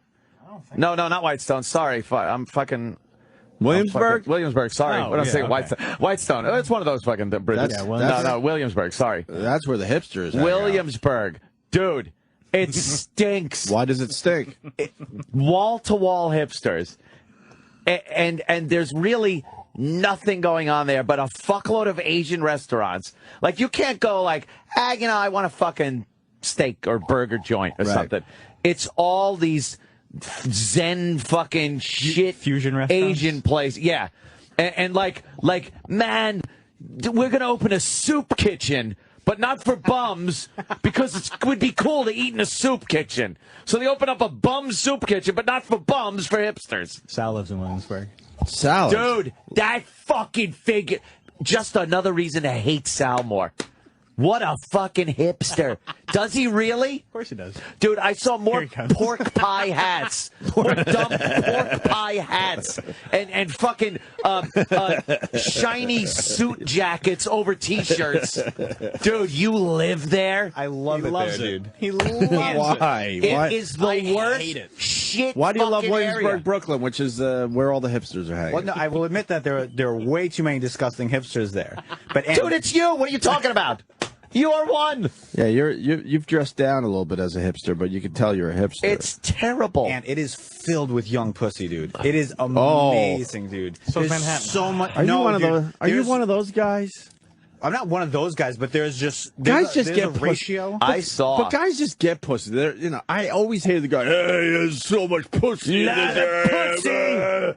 What do Lot you of say? Let's line up some pussy tonight. I saw a few Guys just get pussy. I saw a few pussy, Yeah. but it wasn't this big fucking. I've seen more pussy in other places. No, I saw a lot of hipsters with their chicks with them. Do you remember where you went? Yeah, where did you go? Because there's some sketch areas, there's some nice areas. What's a sketch area? Like, is that like sketchy? East, but that's East how you say Williamsburg? it's sketch. Hey man, I went. There's some sketch in this area. Right when you get over the bridge and off the train. Okay, That's where I was, motherfucker. Okay, so yeah, that's it stunk. That's pretty nice around It would it stunk. It was terrible. There was nothing to do. Why are you venturing out these days? I was just out and about. I was actually. It was right after Red Eye, and Bill Schultz was like knew somebody that was going to be at a bar there, so he was like, "Meet me there." So I went. And I was fucking flabbergasted by the suckiness of that fucking area. But man, it's all about the hipsters. Stunk. You know, I had one pair of skinny jeans, and this goes back years. And Bob Kelly told me my jeans were too tight, and I went home and I threw them away. I never told Bob Kelly that. All of his jeans are too tight. Yeah, exactly. He should be worried about his own jeans. Coveralls are too tight. And ever since, I've had baggier jeans. Thanks There to you Bob go. Kelly. I didn't realize that maybe I was being influenced by these dumb hipsters. Where do you go to get a burger? It's all fucking Asian, goddamn fucking Vietnamese food. Fucking dude, every restaurant on that main drag where you get off the train, the first stop, is all Asian places. There's a lot of American places. No, there's not. There was one pizza joint, and that's it. And there was some fat black guy and his wigger friend in there yelling about pizza. Yo, dog, you gotta get the pepperoni. Nice. Man, look at them. Them slices is mad big. Yo, man, $3. This guy was ordering pizza. Everyone had to know what he was ordering. And it took him 5 minutes to order a slice because he just had to he had to wigger it up. Yo, dog, that's mad slices, yo. It stunk. There's where I live is actually still pretty Italian, which I like. You know, it's not as like Dago hipsters, great, great. Pork pie hats, fucking ironic suit jackets, guys rolling around on razor rollerboard scooters because it's fucking weird. I will admit. No, we used to. Then we're hipsters. We were well before our time on that one. You know, we invented the razor board scooter. Yes, razor rollerboard scooter. Razor rollerboard scooter. Do people know that? I don't know. When we were fucking huge in radio a long time ago, they came to us at NEW. Razor? We had a massive campaign for them. No one knew what the fuck it was. Yeah, and then we had literally, and I'm going to say literally because it's true, the first two. They brought the first two. And we would roll down the hallways. We used to use them for transportation between the office and the studio. It was great. We kicked off that whole campaign. I'm not fronting, man. You have to realize that no one knew what those fucking things were. You had it before they were cool, and then they were cool, and then the hipsters used them became because ironic. now it's ironic. Did you see these people? I hate those people. Why, man? Were they there? That was everyone walking around. No, it's true. I mean, I will completely admit. And the people, if you go to a restaurant, they'll be very pretentious towards you, and you just have to give it right back to them. Why would you want to live that be way? So much work. Yeah, why would you want to live that way? Like Sal has infiltrated their community. Yeah, if Sal was in the restaurant, Ant would look at Sal and be like, another hipster. Of course. Dude, you are in denial, man. You're that guy. You're the guys. He wanted to live in Williamsburg so bad. I kept telling him, I'm like, there are so many more better places, like in Brooklyn or Queens, that you can get more for your money. And he's like, no, I got to go to Williamsburg. I got to go to Williamsburg. I got a great deal where I live, and I love my neighborhood. The ratio of women to men there is absurd. It really is. It's almost too easy. That's why everyone. Is that the pussy you were talking about earlier? Yeah. Sal going out and getting some pussy. You just need to walk around with fucking giant sunglasses and a corncob pipe. What the fuck? Oh, anything that's hipster. Oh God, yeah. Look, man, yeah, that's it exactly. That is exactly it. Look, man, that's got to be a gay hipster, right? I'm cool. No, that's just a regular guy. I'm wearing an '80s feather earring and I ride a unicycle. Yeah, wow, you're outrageous. Fucking hate it. You know, this is really funny, but I'm starting to think maybe we're sounding like our fucking fathers. No, hipsters suck for every age. I hope. Hipsters suck for every fucking So age. what is the hipster all about? Just the weird combinations? Dude, you have to have two weird combinations? Yes, you got to have something weird going on. Like what? Something strange. Like a bow tie and maybe a tricycle? Exactly. You're wearing a giant. How about a fucking polyester suit from the 70s with a giant lapel? Sure. And penny loafers. Penny loafers. That's it. You just need a couple of weird, like someone would look and go, man, they got a thrift store right there too. There's really? For them to fucking buy their shit. Like would corduroys and ski goggles be something to hit? Thank you. Okay, I've seen that on the train There you before. go. Okay, of course you have. I've seen ski goggles on That the train before. going there too was like a freak fucking. It is. Dude, they're all in there just wearing the weirdest things. I've never seen so many twinks in my life. Yeah. A lot of little Twinkie guys wearing fucking hot pants and fucking colorful little shirts. Wait, hot pants or what? Oh yeah. Hot pants and then maybe one of those neckerchiefs. Oh. Yeah. Something like that. A neckerchief. What if you wore suspenders and golf shoes? Fantastic. That'd You're be in. good. I'd fit in. Suspenders and golf shoes. Nice. It's all about Fantastic. the mustache, too. The big mustache. Intricate mustache is very important. Sure. I saw a mustache the other day in Central Park. I just started staring at this guy. Was he hipster? He had to be. It was like I can't. It was like the Raleigh Fingers, but it was completely straight out. Is that a new look? Yeah, that's and then the guy's looking at me like, how dare you look at me? And I'm like, well, fuck you. Your mustache is ridiculous. What am I supposed to do? That is the thing. Like, the hipsters, they want that. I know I'm referring to him in the third person. I get it. Yes, I get it. Sal came in here trying to grow a mustache, and we all made fun of him, so he I can't grow. Oh, boy. He tried to grow one until we made fun of him. Look, He's a hipster. You haven't done anything for this radio show yet. Could you grow us a mustache, a hipster mustache? I will, if you guys want me to, I will gladly start today. I will start right now. Love that. I would Because then that means that he's just assimilating to the But you have to go a community. while because you got to start, curling the edges and stuff. Oh, you want to do handlebar? Okay. Whatever. I don't know whatever makes you a hipster. Okay. But the whole hipster mentality is like doing the anti of the anti of the anti. So Yes, it's just, man. But now it's a joke It is, because no. now people are overthinking it. Like, well, how do I look anti? Yeah. That's not how it came about. Yeah, just fucking going around with a mood ring and a monocle. That's it. I got off the train the other day. This girl was wearing a really tight leotard from head to toe. It was silver. She was wearing a silver wig, and she was handing out local business flyers. It's just she's outrageous. Look out! Yeah. Look out! And then Sal said, "This is where I gotta live." Right. I love living here. I love my neighborhood. Look at all the pussy. Yeah. Who needs burgers when you can get muff burgers? A lot of pussy here. You know, the guy that talks about pussy like that usually doesn't get pussy, right? okay. That's fine. I mean, if you want to say Oh, you that, mean yeah. AJ Poopy shit's over here? Oh boy. That's timeless. I'm not. When you hang declaring out with a it. guy that all he talks about is pussy, he's the guy not getting the pussy. I'm not saying I get an insane amount of pussy. I'm saying there is a very high ratio of women to men in Williamsburg. I didn't see it. I saw gangs of hipster guys walking around being very loud and just. We should do a live event there. I bet we'd kill it. Oh yeah. We'd nail it. Yeah. All right, there you go. The hipsters of Williamsburg, Brooklyn. It's appropriate. It's the L train. Fucking losers. Loser train. I thought it was for lots of potential. Well, that's it. Yeah. Or look at all this pussy. Yeah, the pussy all over the place. It's amazing. Did you find the news story? No. Yeah. I mean, I don't know. All right, hipster, No, I said, we're done no. here. No, you can't get it. Thank you, Sal. We'll get back There to goes hipsters Sal. a little later. He really is delusional.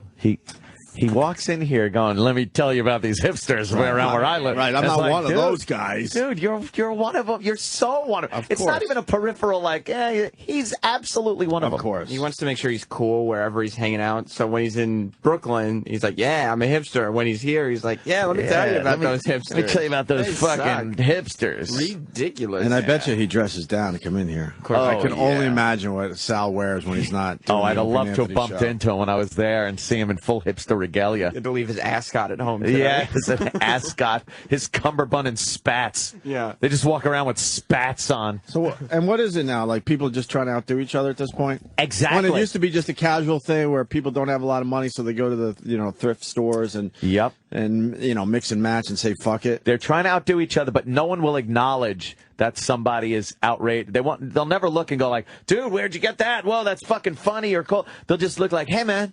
Right. Hey, man, and just accept whatever lunacy.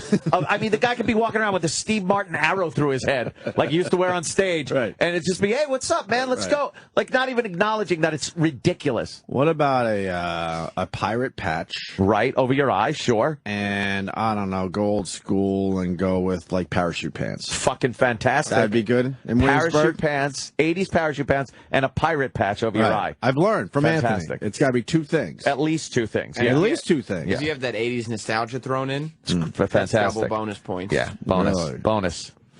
Oh, God, do I Williamsburg fucking... isn't even the cool area anymore. What? It's Bushwick now. Bushwick? It's true. My brother Wasn't that a moved to fucking Bushwick. high crime area? Still is. But Yeah. now there's a little hipster area. Oh, God, I would love to see hipsters Bushwick. just get beaten down by black people. Bushwick is the hopping Bushwick place now. Bill, yo. That's too close to the coloreds. Oh, boy. But you know what happened? Yeah. Williamsburg became the place that everybody became aware of. Yeah. So once, then the hipsters Then are like, it's well, not- this ain't cool it's not anymore. hip They're like, anymore. we're actual hipsters, so now, hey, everybody, let's move over there. Let's be ironic and move to the black area, Right. even though it's fucking the black area. Because they got to live in the spot that people are like, why would you live there? Right. Because it's cool. You don't get it, man. It's Dude, cool. you just don't get it. Oh, Christ. Let me get my little hat. I'm going to put my little hat on my head and walk around. And then they come in and be like, there's so much young pussy A here. lot of young pussy. Sal. Oh, is he He's just a absolutely kid. one of them? Sal's just a You kid. don't get it. He comes in here, hey, there's a lot of pussy. Winter's Young coming up. pussy. I'm sure you're Pussy. gonna be seeing a lot of fucking 70s snorkel jackets. That'd be a good one. A snorkel jacket. Yeah. Yeah, and fucking And wear a baseball glove. and just walking around with a baseball glove on. That'd be great. Hey, what's up, man? How you doing? And no one even talks and about no one it. acknowledges No one that you're wearing acknowledges a it. first baseman's glove. First baseman's mitt and a fucking snorkel jacket. Right. And it's a left-handed glove, and I'm righty. That makes it even crazier. Fuck. Oh, is that great?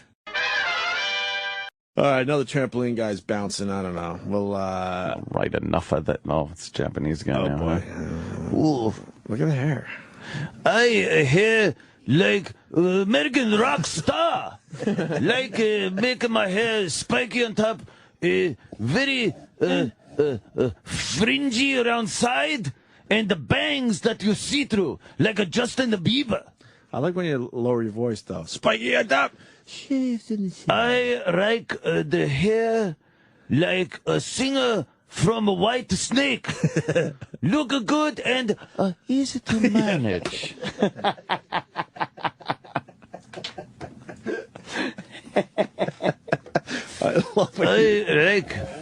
I love when you soften it. We have a straight black hair. Yeah. Want to make better by incorporate American groovy American hairstyle that look like a rock and roll.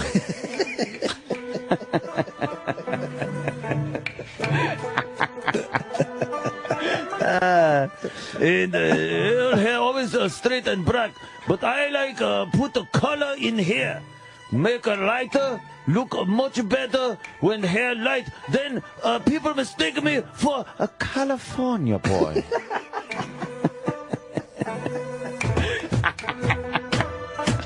I can listen to that all day. Why do they do that? I don't know.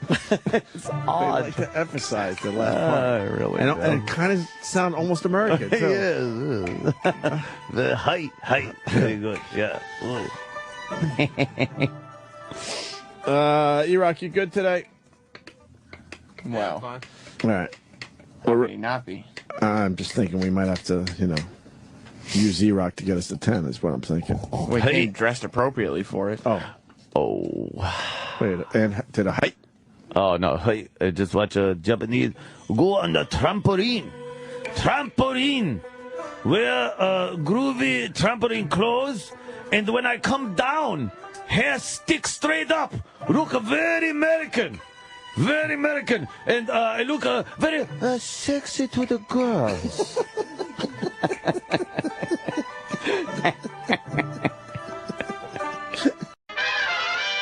The last time I moved like my own stuff. Yeah. I just hate the packing. I hate the whole ritual of moving. It takes too long. It's a never-ending thing. You don't know where to start.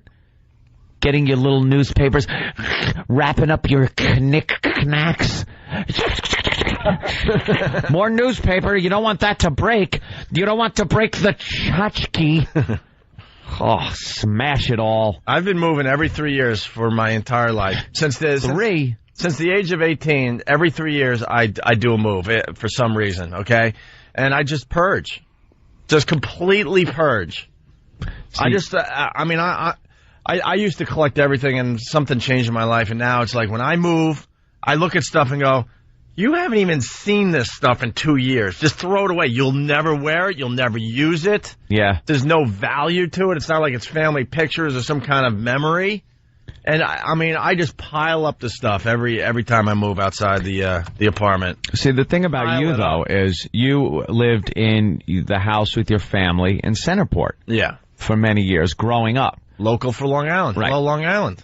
All over the place today. Growing up, I was all over the place. We moved like we might as well have been a military family without being in the military.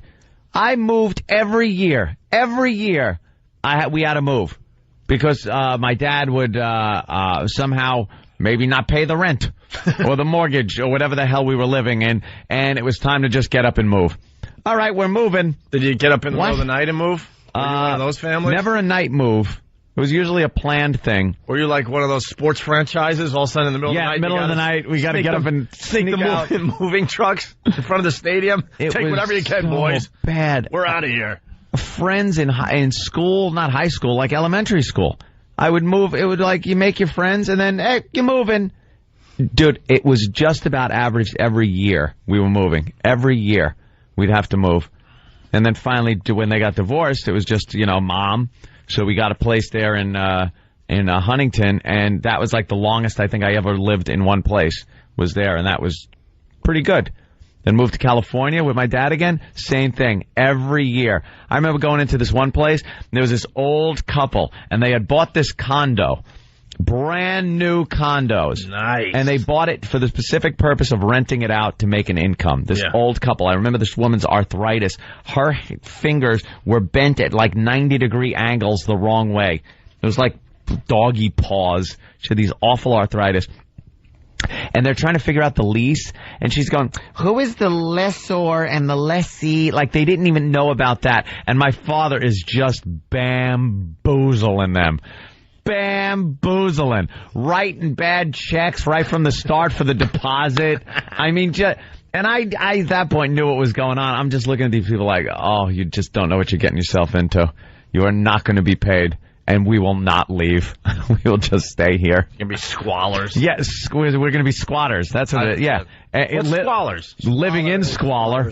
Yeah, okay. Well, that too. I meant that too. Because at one point, now we had dogs living with us that used to crap on the rug to the point where, and it was brand new. This place was brand new. Where it would just destroy the rug. The rug was destroyed. They would chew on the walls. The electricity was turned off once. So instead of even getting those Coleman lanterns, my father goes to this dime store and got those old red oil lamps. and hung them up on hooks in the ceiling, and they left these big black soot marks all over the ceiling. Nice. And that was our light for like a month, and constantly getting letters, you are being evicted, and he would just rip them up, and we would stay until one point, I guess, the law got involved, and it was like, well, we got to move. And all the furniture and everything disappeared, and he wound up getting a trailer down where the horses were. And that's when I came back to New York, because I'd had it. Was your dad ever responsible? No. Never. We've been working together 13, 14 years, and finally the dad stories are coming out. Oh, they're great. They've been coming out a lot lately. I had a blast. My father was a very fun guy, but the most irresponsible guy I've ever known. He just did not want to deal with responsibility in any way, shape, or form. If he wanted something, he went and got it. And at the expense of eating, of school, like me going to school was ridiculous. I had to hold a job. I was in junior high school and had to hold a job to contribute. I washed dishes at the El Adobe restaurant in Capistrano, and like he goes, okay, 25% of your pay has to go to me. So I had to work and pay my father so he could do what with it? He was buying beer with it. I told my mom finally, when I was out in California, that things weren't going well. She saw how I was doing in school, because my father didn't care if I went to school, didn't go to school, or anything. And I was doing horribly in school. They had to put me in Junipero Serra continuation school. Yeah. Because I was in Dana Hills High School, which was very nice. That's where Nicole Brown Simpson went, to Dana Hills High School, and they were very, upper class family. And it was a real beautiful school. And then I wouldn't go. I'd cut school, smoke pot, whatever. And then they sent me to Sarah Continuation School, which everyone called Con School, because continuation school I'd never heard of, but it reeks of dummy. Oh. It is, it's troublemaker school. It's guys that want to, like, even the staff there, the teachers, would come back with their hair all wet and their surfboards and go, I was just surfing, man. Come on in. And the whole day at con school, the entire day, which was probably from 8 o'clock till noon. It was like a very short day, and it was just a way to get the troublemakers out of the nice Dana Hills High School.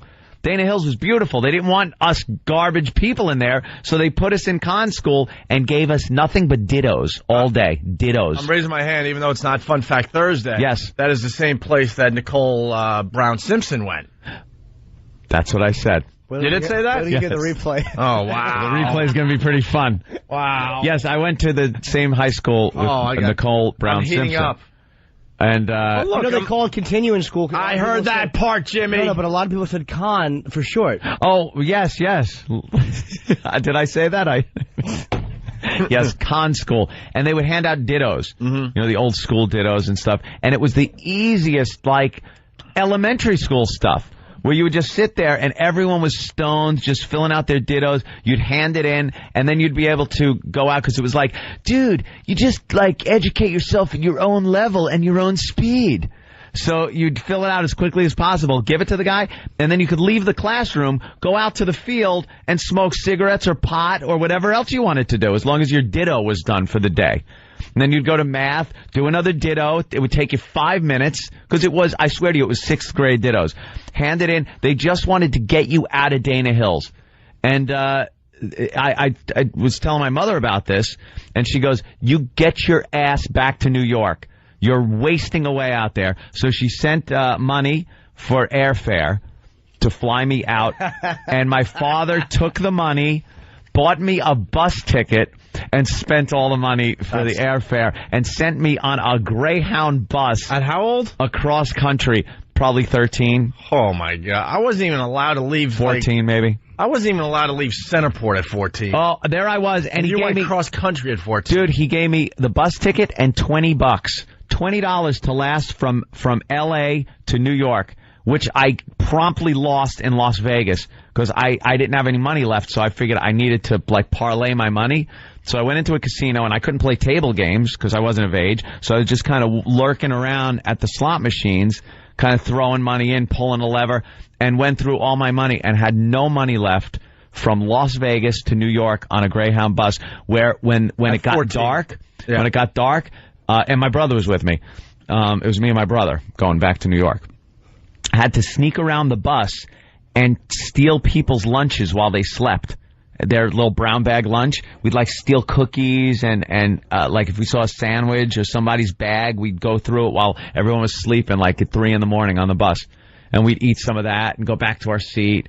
And half my head fell asleep because I pinched my nerve and I had a half a numb head for like a month at last, and I couldn't feel the side of my head. Why didn't you just blow somebody? It's a fair question. Now, hold on a minute. You would have got all the food you wanted. I was not going to engage in giving adults sexual favors for money. It's not gay if you're hungry, buddy. Especially since at the end of it, you get a fine snack. I wasn't going to do that. Although there was a girl and a guy, there was this male prostitute. Did he get that? And this female prostitute that was going to Chicago from L.A. Their pimp, Antoine, had sent them on the bus to go to Chicago, and I guess he was going to collect money from Chicago. He was branching out, Antoine. He was franchising. Franchising, he was going from L.A. and sending some of his meat out there to Chicago. So they were really funny. They were like prostitutes and stuff. So they were making money like that. And then there was this real nice girl that was going to somewhere in the Midwest, and we liked her and she liked us, so she stayed with us all the way to New York. And good thing, because my brother had a bunch of Thai stick in his bag. And how old was he? 15, something like that. That's amazing. And he had a bunch of Thai stick in his bag. And I think at 15 I took a little sippy from my uncle's beer. Man, did we grow up different. But we gave that girl our bags because right when we stepped off the bus, detectives came up to us and brought us in because they thought we were runaways. So we told this girl to take our bags, and we only took the bags without any contraband in there. Right. And then we met up with her again. And how'd you meet up with her again? No cell phones? She didn't steal the bag. We just told her, could you hang out here with the bag? Because he told us to come to his office and bring our bags. So we went to get our bags, and we told her, kind of hold on to this and wait here. Right. Took the bags. He calls my mother, and I'm just like sitting there. I go, when you call my mom, could you say, your kids are here, they're fine. I'm with the police department. Are they your kids? And then the circumstance. I go, you have to start the call like that, or my mother's going to really worry. He starts the call. Hello, this is NYPD. Do you have 2 sons? Do you have 2 sons? Anthony and Joseph. Yes, oh my God, why? I go, why did you do that? Why did you do that? And he wouldn't even give me the time of day. He was just being a prick. Guy, my mother's all worried. I get there, we just stink. Me and Joe stink. She puts us in the car. She goes, oh, you 2 stink. You need a shower. It's like, that was the end of our odyssey. It took a week and a half to go cross country on a bus. It took a week, and I thought it might be 3 days. Dude, a week and a half. It stopped everywhere. This bus stopped everywhere. It went up to Chicago. It went down like Cheyenne. It was all over the place. It's all over the country. A week and a half. Let's do a road trip. What part of Chicago? I don't even know. I'm trying to go local for Chicago. Local. By that point, I was delirious. My head was numb and spinning, and I was dying of hunger. Yeah. And I was I was insane. By the way, I can't explain myself. The Nicole Brown Simpson thing. Yeah. Well, I've heard this story 12 times. Yeah. I was on autopilot, okay? Yeah, you're on autopilot. I understand. I never heard there are that. stories we tell where the other person has to just make believe he's hearing it for the first time. Nicole. I went into autopilot. It's like, oh, this is going to be the cross-country story. Yeah, I remember this one. I'm going to multitask, see what's going on Pal Talk, instant feedback, see if there's maybe some phone calls we can get to. And I got caught. Yeah, it happens. Not only did you get caught, but you made a proclamation. You went, Oh, I raised my head and everything. Excuse me, fun fact coming. By the way. Well, I was trying to make the story a little different. I heard you. And maybe I would add to the story and help you out. Something you would have said anyway, which you obviously said before I said it. Yeah. It's Don't Pay Attention Tuesday. Yeah, that was good. Anyway, so we're going to be at the Wolf Den on Friday. Right. That's how this However started. that happened. It all started because I said, I'm happy I'm going to be missing my moving. Oh, wow. Yeah. See what we do with this show? We went all over the place. We're freestyling. Freestyling Tuesday. No. Damn it. It's Faraway Phone Call Tuesday starting today. And, of course, Rock Screen Tuesday. Don't listen Tuesday. Huh? I see my brothers and sisters, they have kids, and they give the timeouts. I'm like, what? Timeout? I would have laughed at a timeout. I'm not making fun of my brothers and sisters. This is how parents raise kids now. That's the norm. It's like, what does a timeout really do? I would have laughed at a timeout. Remember the crap that we used to get? Nothing beat that spontaneous smack across the face. An open hand smack. Pop knew when to close his hand or to open it. Right. And you know, if it was just a wise ass remark or something, that would come out of nowhere where you would be like, boo! Your ears would ring. You go, what the fuck? Where did that come? And then you'd like, it was like, you ever see Saving Private Ryan when the shell went off? And the lieutenant went deaf for a little while. Yeah. And they're yelling at him, but he's just seeing them yelling, and he's. Yeah. So you get a smack, and then look, and your father's just yelling at you, but you're hearing boo, and then it would come in slow. I gotta hear that fucking language again out of you. Oh my! Do what I say. Yeah, do as I say, not as I do. You make a really good point. He knew when to have an open hand. Oh yeah. Very rare with the closed fist. Very rare. I got the closed fist once. Light. He knew to pull the punch too. Right. Oh, Dad loved me. I mean, but he knew when to pull the punch. We got hit with wooden spoons, hot wheel track. Mom was a prop pack when it came to. She was a hack prop act. My mom was the Carrot Top of beatings, but she would always pull out props. But they just knew how hard to go. Dad had one prop, the belt. Now to or his time hand. out in a corner. Doesn't work. My father would put me in a figure 4 leg like Greg Valentine, the leg locks. Greg Valentine. Greg the Hammer, and then we just laugh at how homoerotic it looked. My dad never hit me. Never hit you? More my mother was brutal though. She really? I had 4 brothers, so my dad was in a fraternity and he saved the paddle. So she used to use that on us. We used to hide that thing. But the thing was, she used to line us up and, you'd be standing there waiting like, oh God. Maybe she'll be tired by the time she gets down to me. I in California, my father is so irresponsible with like feeding children, things like that. I was in my early teens, right. But I wasn't supposed to be going out and fending for myself at that point in life. And there were certain days I was starving. I was a kid starving, So I went in to look for change that was laying around, and I opened up his wife's jewelry box, and I found these quarters in there. They were these silver quarters that were what old. What did you get for a quarter in 1927? Way back when I would go to the pop stand. I would go to the drugstore, and the soda jerk would catch a double feature and get a shake. I would actually go to Thrifty Drug and Discount Store out in California, right next to the Vons. And I would get some ice cream sandwiches. I would get a box of ice cream sandwiches and sit behind the store and eat an entire box of ice cream sandwiches because I was fucking starving. So I get in the truck one night, and my father goes, did you take anything from our bedroom? And I'm like, of course I lie. No. You didn't go into the jewelry box and take any quarters? Yeah. I took them. Bam, bam, bam, right in the side of the head. I'm like, oh fuck! I didn't even get an excuse out. How many quarters were in there that she noticed? Yeah, was there $10,000 worth of quarters? How much is a box of ice cream sandwiches cost back then? The exact amount that you needed for ice cream sandwiches. It was probably $1.50 I took in quarters, but they was like silver quarters, so they were probably worth more. Like they were old quarters. Collector's quarters. Oh, the upside down stamp. Yeah, the upside down plane flying, one of those quarters. Double stamp. I never understood that the collecting of money, it's like the second you take it out of your book, it's worth a quarter. It's worth whatever it is. Yeah. Face value. Oh, the Franklin Mint horse shit that my father falls for. Look, they're in the plastic. I know, stupid. They say 2006 on them. Yeah. My Take 5 of those and get some ice cream sandwiches. I knew this was coming in. My brother Scott on timeouts. Timeouts do nothing but give the parents a bit of peace and quiet. Yeah, that's what a timeout's for. They even know. They even know. They're like, well, at the very least, we could get a little silence in the house. I told, to finish up that story, yes, after the ringing went out of my ears, I had explained to him why I took the quarters, and I know he believed it in his head, but he didn't want to fess up to it. I said, I was starving. I bought ice cream sandwiches. And he goes, no, you didn't. You bought more of those goddamn model rockets. Because I was into model rocketry as a kid.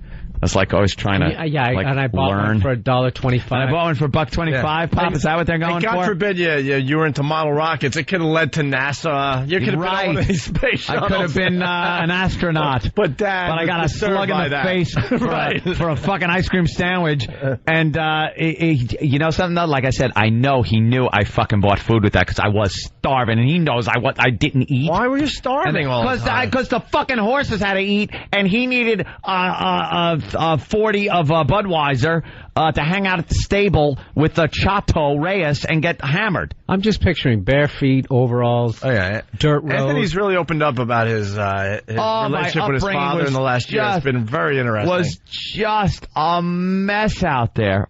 Oh, have you ever gone to therapy? No. Every time I go to therapy and I try to tell the childhood stories, I just start laughing.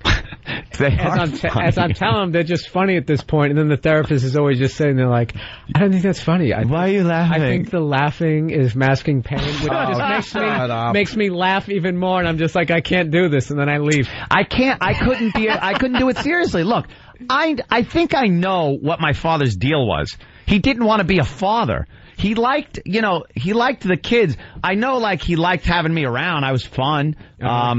Shit like that. Probably he was able to have a joke a son. or two. Yeah. He was able to have a son who, would ride horses and rope and do things like that. Cry like a girl. Fatherly thing. He could, smack me for crying like a girl when I got a cramp in my leg. If you ever fucking scream like that again, I want to see an arrow coming out of your chest. He told me that once when I got a cramp in my leg and went, ah! I screamed and everybody looked. What the fuck are you doing screaming like that? He couldn't understand. I was like a kid in pain. I want to go back to the model rockets. Oh, yeah. What's wrong with the model rockets? I was so... Well, he if I was stealing the quarters... But he was bothered that you had this hobby to begin with. Probably it was a little too geeky for a cowboy. Whether it was your mom buying you the model rockets for your birthday or whatever. Well, I'll tell you when the turning point was. When my brother Joe got sent out to California because he was being a bad boy here in New York and my mother couldn't put up with his shit anymore. Joe came out. Within, I'd say, a month of my brother being out there, he then started hiding his pot in the payload sections of my rockets. So I found a joint once. And I said, you know something, let me try this. I went into a watershed. It's this thing in the riverbed. It's like a pump house with the big old rusty handles in there and stuff. And it was made of tin, and it was pitch black. What is a watershed? A watershed? It's like a pump house. It was in the riverbed, and it was like a flood control station. It was like a little tin shack with a big handle on there that you turn to turn the water on somewhere, but it was locked. It was pitch black in there. So I went in, smoked an entire joint, and I heard you didn't get high the first time you smoked pot, so I smoked the whole thing. Oh, bad mistake. And when I opened up the door, it was like when Dorothy opened the door on the second half of The Wizard of Oz, and it was in color. Oh, God. I walked out of there and looked around and saw everything in a whole new light. I didn't give a shit about school anymore, about model rockets, about making anyone happy. I could give a flying fuck about everything except I needed more pot. That continued through high school and everything. Yeah. That's more pot. It continues to this day. Are you kidding? I don't smoke the pot anymore. I haven't smoked pot in fucking probably 20 years. Dude, you know what's funny? That's why I finally tried it a couple of years ago. Really? 36, 37 years old. I finally tried it, and it was the exact reason why I never tried it, because I loved it. It was the greatest feeling, and I was just like, this is why I didn't do it. But I'm old enough now to be like, okay, I know what it does. When I'm up on the couch, I'm not going to be motivated. You're not going to do anything. So that's what it was. I'll tell you this. If I did it at 14, 15, that would have been a 15-year habit to put it out. I got a goal. I'm going to start heroin at 70. That's probably the best time to do it. I'm serious. Dude, 70-year-old heroin addict. You'll be shredded. I know, man. Shredded. That's going to be cool. Nice. My brother got caught with weed on him, though. Yeah. In California, and he was being sent out there for disciplinary reasons because he was fucking up here in New York with living with my mom. So my father immediately went like, all right, Joe's fucking up. I got to be the disciplinarian. So I'm not even going to try to fake it and be nice. So he caught him, though. He saw a little lump in Joe's sock when he got in the truck and says, what's that? And Joe's like, nothing. Let me see what that is. Oh, look, I'm holding it for a wham! Pot. He had pot on him. And my father didn't even know. He was like, you're carrying around like it was probably a nickel. Probably enough to roll maybe 3 joints with. And he goes, probably why he hit him. You're going around with an ounce of pot on you? And you couldn't sit there and explain, no, Pop, an ounce of pot is like a... How was, I don't know, watching football? Halloween, the Halloween party on Friday night was epic. Epic? It was an epic party. Wow. A lot of people, a lot of fun. Everyone was cool. There wasn't any drama or problems, which I don't get at my house anyway, you know. But everybody was cool. Fired up the compound studio. A lot of people in and out. A lot of debauchery going on in there. There were chicks. Oh, nice. Chicks showed up because the man that shall not be named, Troy Kwan, he brought some bitches. He brought the bitches. He brought the bitches. Good for Troy. Yeah, Troy brought some bitches. A couple of guys brought some bitches. And, you know, they were singing and dancing. It was crazy. And then a Who Kid rolled up in a Rolls Royce. Is that his? He's got a Rolls Royce? Rolls. Yeah, he's got a Phantom. Man, it's a Phantom. He fucking rolls up with one of his fucking homies. Man, those people don't know how to save money. Oh, jeez. Because then I follow him on Instagram, and then he broke out the Hummer yesterday, it looked like. That's right. He doesn't own any of them.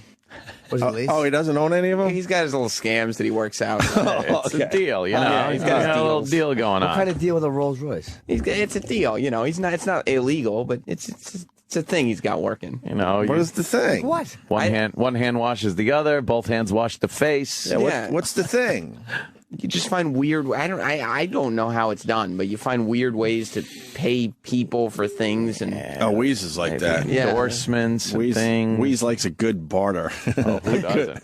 A good deal. Do you think that New Kid talks about it on his show maybe as Rolls Royce? There might be some something. It's all over his Instagram. You know what I mean? So the giant cat attacking me on live from the compound. It was a lot of fun. God damn it! So he could get his hands on a Rolls Royce. He's got one. Yeah, but it's in his garage. But how does that pay off for the Rolls Royce people? I don't know if it's the Rolls Royce people. I don't know if it's other people. A dealership. What, he puts a couple little videos on Instagram and a couple shots, and what? The Rolls Royce people assume someone's going to pick one up casually? He was like, you know, I had to leave my house to go into the driveway to take a picture with him in front of the Rolls. So maybe, you know, hey, maybe he sends that off somewhere, you know, tweets it around. But there's only 12 Rolls Royces in the entire world. You know that, Really? right? Yeah, there's only 12 of them. What? So how did he get one of them? Is it like fruitcakes? It's like fruitcakes, yes. Yeah, so he was there with one of his homies. Hanging out there it is. Just having a great time. He said it was pretty off the hook. He didn't know white people did it. He pulls up and he rolls his window down and he's like, man, I ain't never been in a neighborhood like this. Yeah, he was pretty amazed by the whole neighborhood thing. Right. And then he thought that like white people are crazy with that party. I mean, it was a good example of white people being crazy. Oh, yeah, he's like, this. He goes, I've been going to the wrong places. Like, he started freaking out because somebody dressed as Batman was singing Neil Diamond. Right, exactly. What the fuck is going on? What the fuck is this? That sounds cool. Oh, it was great. It was, I mean, a lot of fucking people. Little Beavis was the hit of the party, too. Everyone, there's Who Kid dancing around with Freddy Krueger. He's doing the white guy dance to Freddy Krueger. White guy dancing. See how white people dance? Doing white people dance. You're doing the white people dance. There he is, posing with Big A. Oh, yeah. Big A. Big A getting heavy again? Yeah, a little bit. Yeah. Well, come on, Big A. Gets those, hang in there. See, he went to the dentist to get those teeth fixed. It's like getting the fucking auger fixed in a wood chipper. You could shove more shit in there. That's.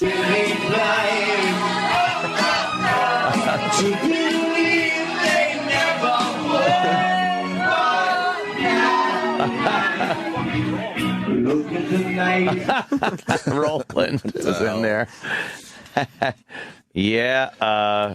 What time did the party go to?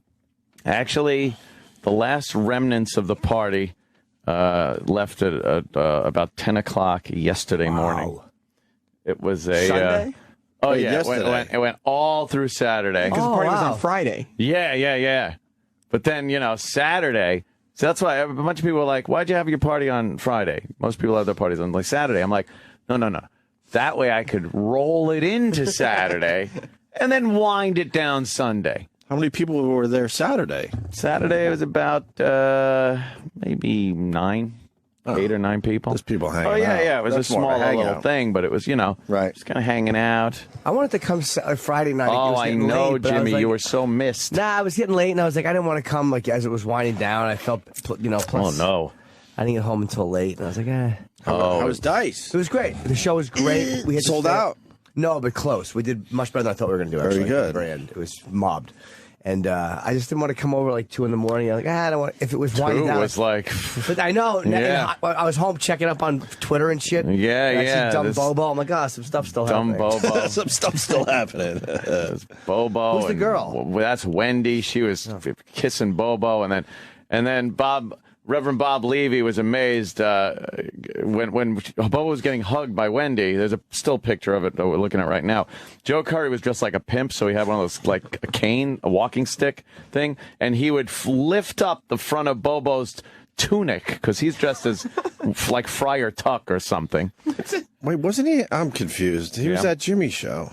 Yeah, he What showed time did he up show later. up in your house? Like I didn't know 1. that. He was at your show. He showed up at like 1. All I know is when I was watching, Dice was on, and I come out the side door to look at the audience a little bit, and I happen to look right at fucking Marianne and Lady Di. Oh, no. In the middle of Andrew's set, they're going, "Hi, how are you?"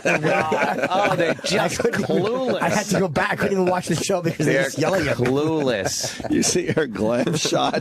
She redid her Twitter photo. Oh, it's horrible. She looks like a pinhead. But she got made up for it though. Is that made up? To put her best foot forward. And Best hoof. horrendous. Bobo showed up at 1. Yeah, like 1. Bob Levy, Joe picked up the front of his tunic, and he had that little boner sticking out because Wendy was like hugging him, and then Wendy took her top off, and oh boy, Can we get Bobo jerked off Bobo at was least? getting all Oh, excited. God. Can we just get him jerked off? Get a girl, put her Yeah. in a glove, and let her jerk him off. There's Oh, the my new God. Lady Di glamour shot for Oh. her. She should have a clock in her stomach. And she's got the worst Twitter name. What?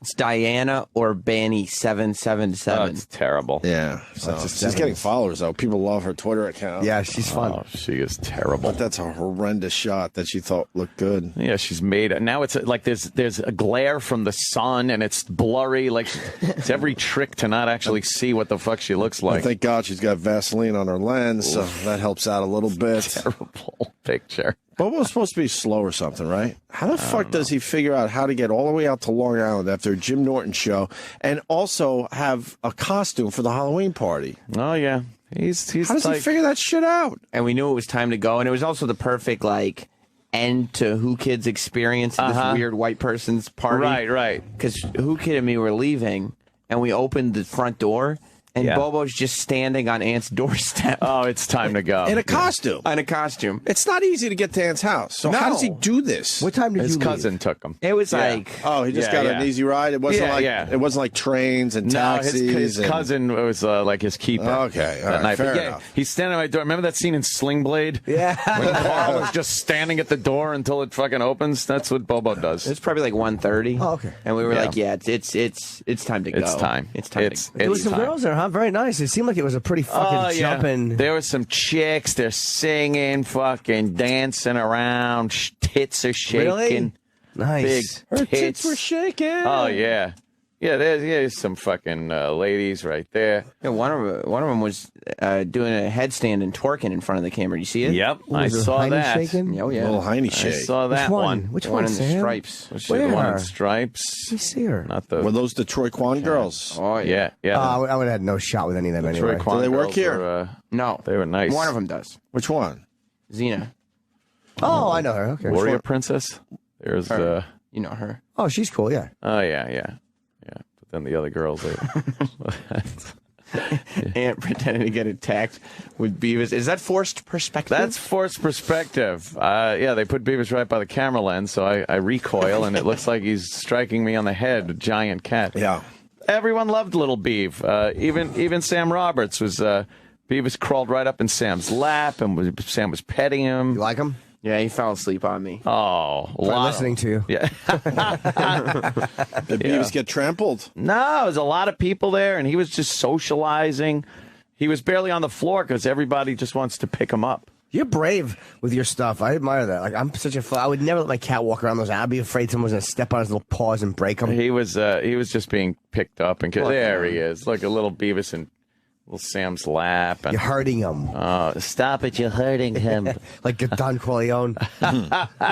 Yeah. Yeah, so it was just good time. Really a good time. How was Bob? How was Bob Levy? Bob was fun, man. He showed up. We did a compound show for what the compound cameras were running like the whole time, so whoever wanted to go in there could just go in there. So then at one point it was me and Bob, and we were on there for about an hour and a half maybe, and just talking to all the various people that were in there. There's Bobo's boner, and Bobo's got a hard on, but he's like got his arms up in the air and he's pointing to the cam yeah, baby. At one time, rock and roll. I do believe since Bob Levy is a reverend, that he did marry Wendy and Bobo. Oh, okay. So they could then leave and go up to the honeymoon suite. But I don't know what happened. I don't think anything. Did she fuck him? Really? No. Oh my God. That would. You asked that as a real question. He would have. That ain't happening. He was getting very excited just at the prospect of seeing her tits and stuff. So. Somebody just jerked this kid off. Put a glove on and just yank this dumb prick until he comes. This kid off. Jesus. Just make him jizz. Yeah. You know, let him play with your tits and fucking shoot a load on your feet. Throw you $100. Yeah, somebody should with that fucking excuse for a pecker. For Pete's sake. Yeah. Really terrible. Just jerk him off already. Yeah, and then, the next day was pretty much just a few cocktails and some good movies, things like that. And it kind of oozed into Sunday morning where I was upstairs in bed and I finally heard like the door going. And that was it. And I was listening. I'm like, Well, I punch up my cameras too. Who was the last to leave? Who's still here? Good question. Might have been either Drew Boogie. Was the last to leave? Or, no, at the same time. Mikey Cuffs, Dennis. There were a few people. Dennis Falcone? No, not Dennis Falcone. That would have been great. No Dennis. Wendy. Jess. No more Dennis? Well, I didn't need a DJ. Oh, there was no Dennis DJ. Is out, huh? No, there was karaoke and music. Is out. Some music, karaoke. Dennis is more for the outside parties? Yeah, you don't want to constrain him to inside. Yes, E-Rock. For the last 2 weeks, he's been trying to time it to meet you in the hallway or by the elevator as you were leaving. But he said every time he said hi to you, he said, "Oh, he just kind of walked right by." Oh no! Did I blow him off? Yeah. He could have come. You didn't invite him. He felt uninvited. Oh, he knows I don't invite people. I just go show up. He wanted the invite. He definitely did want the invite. Yeah, he thought he wasn't invited. Oh man, he was right. E-Rock, where were you? You don't like him, remember? Oh, I didn't know you were talking to me. I didn't come out. Why? Because she got out of work too late, and we just didn't want to deal with that. Wait, too late? What time did she work until? Like 7:38. Oh, it's way too late to go out party on a Friday. Might as well blow off the whole weekend. Yeah. Gotta go home and just paint He-Man models. So she got out at 7:30 or 8, and then what'd you do? She came home, we made dinner, watched a movie. Oh, boy. We just didn't want to deal with Long Island right now. Well, yeah, it is, a long kind of a trip there. Yeah, we probably would have got there just in time for the festivities to really ramp up. Oh, yeah. It would have taken like an hour, maybe. Hour and a half. Like 8:39, you'd have been there, and, it was cranking. Laughing. I wish I would have went after. Partying. Late. I should have went. Yeah, it was like I went out to dinner after. I was starving with Kenny and some friends, and got to be a little late. And I was like, Yeah. Go home and make some cum on myself. Yeah, that was, I think it was the most people Had over there at one time. Really? Pretty crazy. I had my fucking outfit too. Oh no. Yeah, that was a good one. Yeah, what Chip's fucking peckerhead hat. That was my costume. That's a good one. That was my whole costume. There was no signs of slowing when I left either. It wasn't like I left because it was dying down. What time did Troy and the girls leave? No. I don't know. I'm not sure either. They were After there for a you. while. Yeah. Let's get him in here, man. No. I'm not doing that bit anymore. I really want to just get him in here now. I know. That was a fun little bit, but I'm over it. I think we can get him in, Seth. Yeah, we could get him in. I'll talk to Tim. Figure it out. Get Got him on Troy the back compound the show. air. He talked. Yeah? He's on camera talking. It's amazing. That's something you don't see. Oh, boy. Yeah, so it was fun. Good weekend. Halloween wasn't too bad. A few, pesky kids coming to the door. Yeah. They take all the candy? No, you know what? I didn't see one African-American child come to my door. Not a one. Words out. I know, it must be. Very, a very pale, pasty pale collection of children came to my door. God, we were good. I have a duty story. It's not your run of the mill. Just hey, it was a big fucking. Hey, you got some on your dick. Ooh. If you remember Friday, by the end of the show, As in Friday. Yes. Friday. I was gurgling pretty good. Is that why you left? I had to get and it was a shit that I knew I could not do here. I wanted to get home and spend some quality time with my fucking porcelain.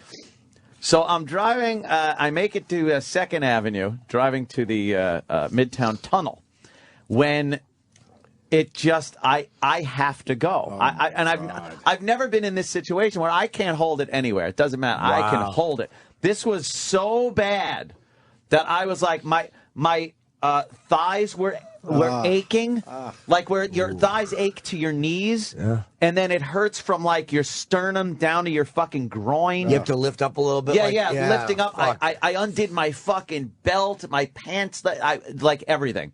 And now I'm stuck in traffic on 2nd Avenue because they don't open up another lane to the tunnel until like 10 or so.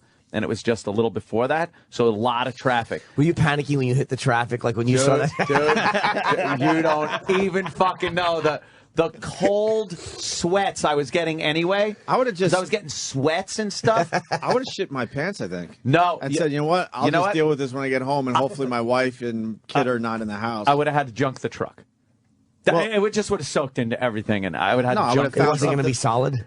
No, and it was going to really be bad. Although I didn't know if it wasn't going to be solid or not. That comes into play later. Okay. So I had to fucking go. So now I'm scouting the area, and 2nd isn't a good area. There isn't a lot of stuff there. There's a lot of little like bodega things and shit like that. There's the Nigerian consulate, but I don't think they wanted me shitting in there. No. Even though you've almost yelled the name of their place out your window I certainly did. I should have come to claim my $8 million that they sent me an email saying I'm getting. Oh, really? Yes, Nigeria. Damn. It's great. Congrats. So I spy on the corner a restaurant. Now, again, it's very early, and New York City restaurants don't fucking open, early. But I had to try it, so I park illegally right on, like in a crosswalk on the corner.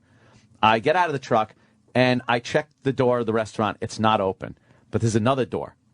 So I check that one. It opens. Damn it. I was hoping you were going to shit in the alleyway. No. I walk in, and these two, like, very Italian guys are there. The guy goes, hey, we're closed. And I'm like, sir, I really need to use your bathroom. He goes, we don't let people use the bathroom. I go, look, it's an emergency. I work. I'll pay you. I'll buy something. He goes, and then he's just disgusted. He goes, all right, it's downstairs. So I fucking do the duck walk down these stairs, go into the bathroom, and it's a bathroom not too big, but it's got the urinal, and then it's got a closed-off stall area, so I'm kind of happy about that. I go in, get all adjusted, sit down, and man, what a bittersweet moment that was. You opened up the floodgates. That I'm getting rid of it, but it is just such a disastrous fucking movement. How bad did it stink? It was so bad. And the beginning part was very solid. Oh, Well, that it was like the plug. That's the plug. That was keep everything yes. in. Then it just came flying out and made a melange in the toilet. I spent another maybe 5 minutes just cleaning up. And also wiping like the cheeks of your ass, the back of your everything. The splatter. Everything. Believe me, the whole zone had to be done. It was I had to clean. At one point, I went to the sink and wet some fucking tissue and dabbed and dried. It took a good 5 minutes, I'll They say. knew what you were doing in there because you were gone so long. I don't know. But, like, I get up, I fucking flush the ball, I'm ready to leave, and then I see the nightmare. The water starts swirling. No. And, yes, because of the size of the initial plug and all the toilet paper I had used to clean up. Oh, you fucked this poor guy. It starts, and I'm like, no fucking way. It's coming up. I'm like, I just slam the lid down, and I start walking out, and I hear...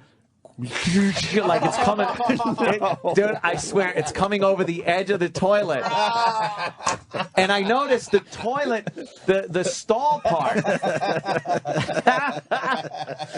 I noticed the stall part of the toilet has a little push button lock. So before I left, I pushed the button, shut the door, so it was locked from the inside. So now it gave me a little more time. If someone was coming down as I was leaving, they wouldn't have been able to open that door.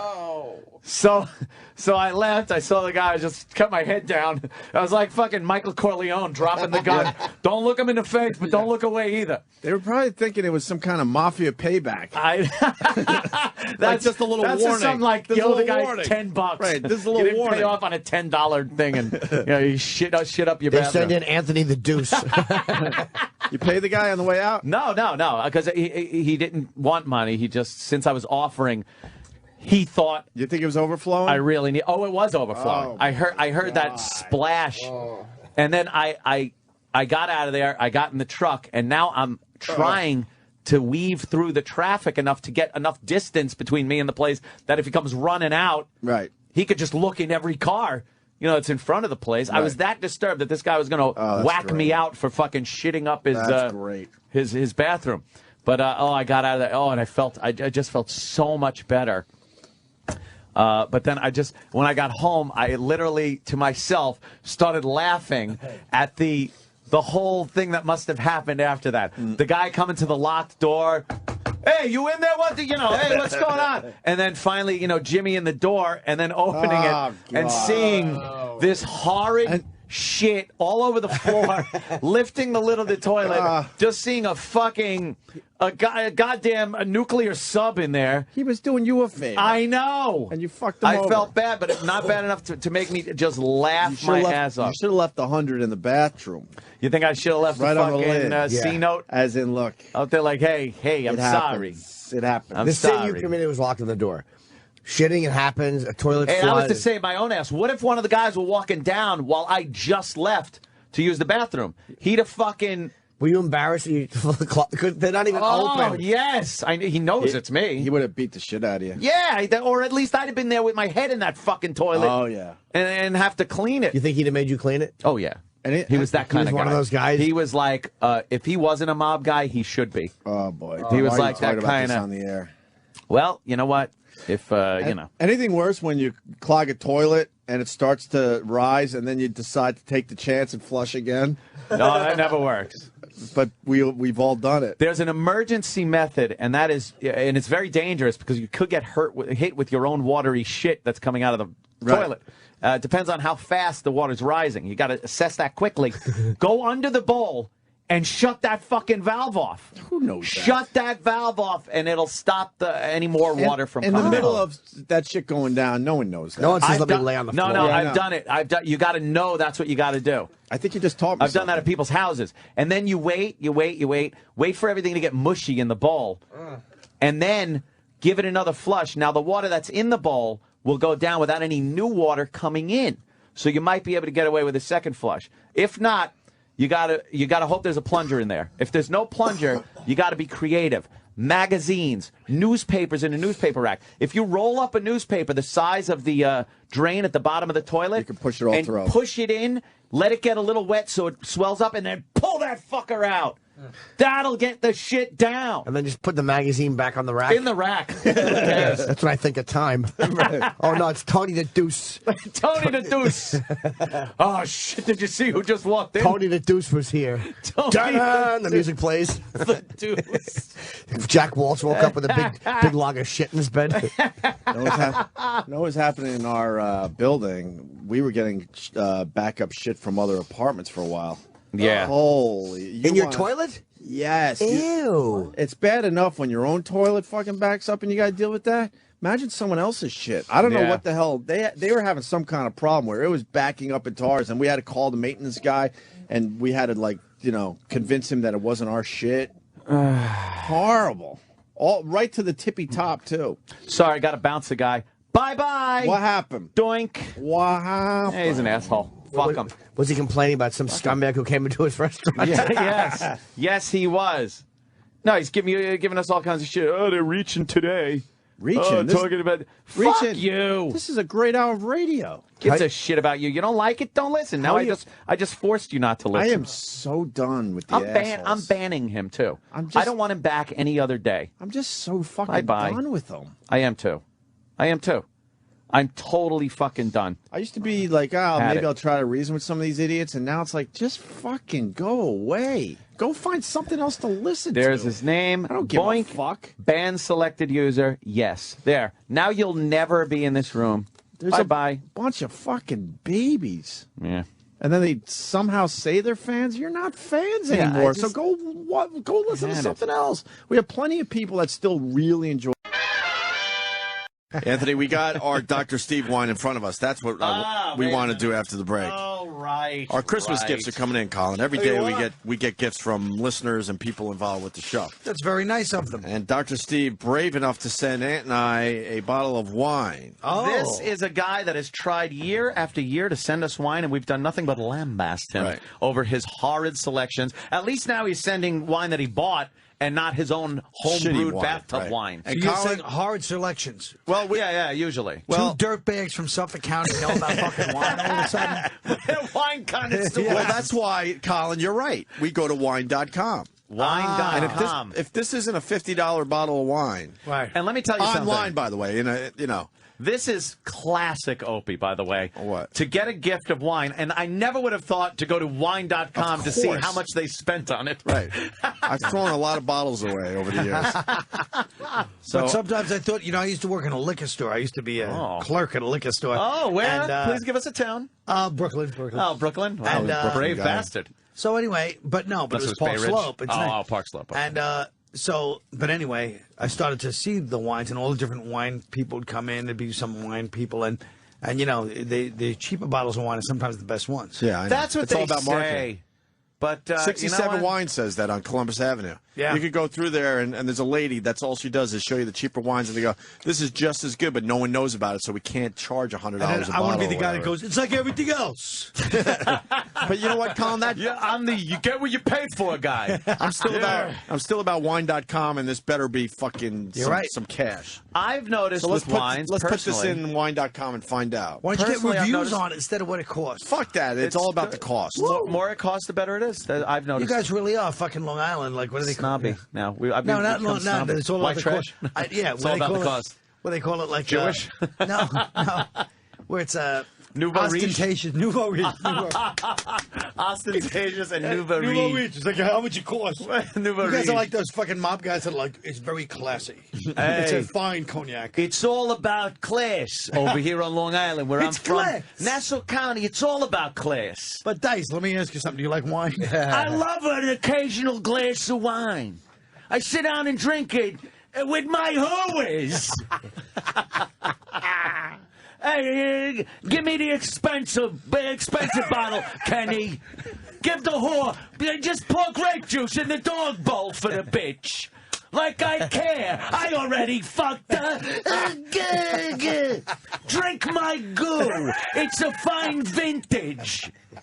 It's got nice legs. Might come. I got wine for you. Have a little French bukkake.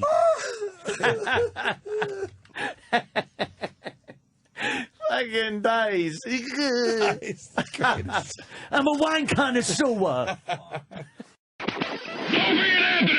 Breaking news, they're taking the search dogs back out to that beach on Long Island. Gilgo Beach? That More means bodies. they might feel like they have some more bodies. They might. To uncover. See, and this is why. Let me explain to you boy. why I am armed. I am an armed, legally armed You're citizen. not a chick. You don't have to worry about the serial No, killer. you gotta worry about other chicks, dig me. Dice Come the on. serial killer. People are after me.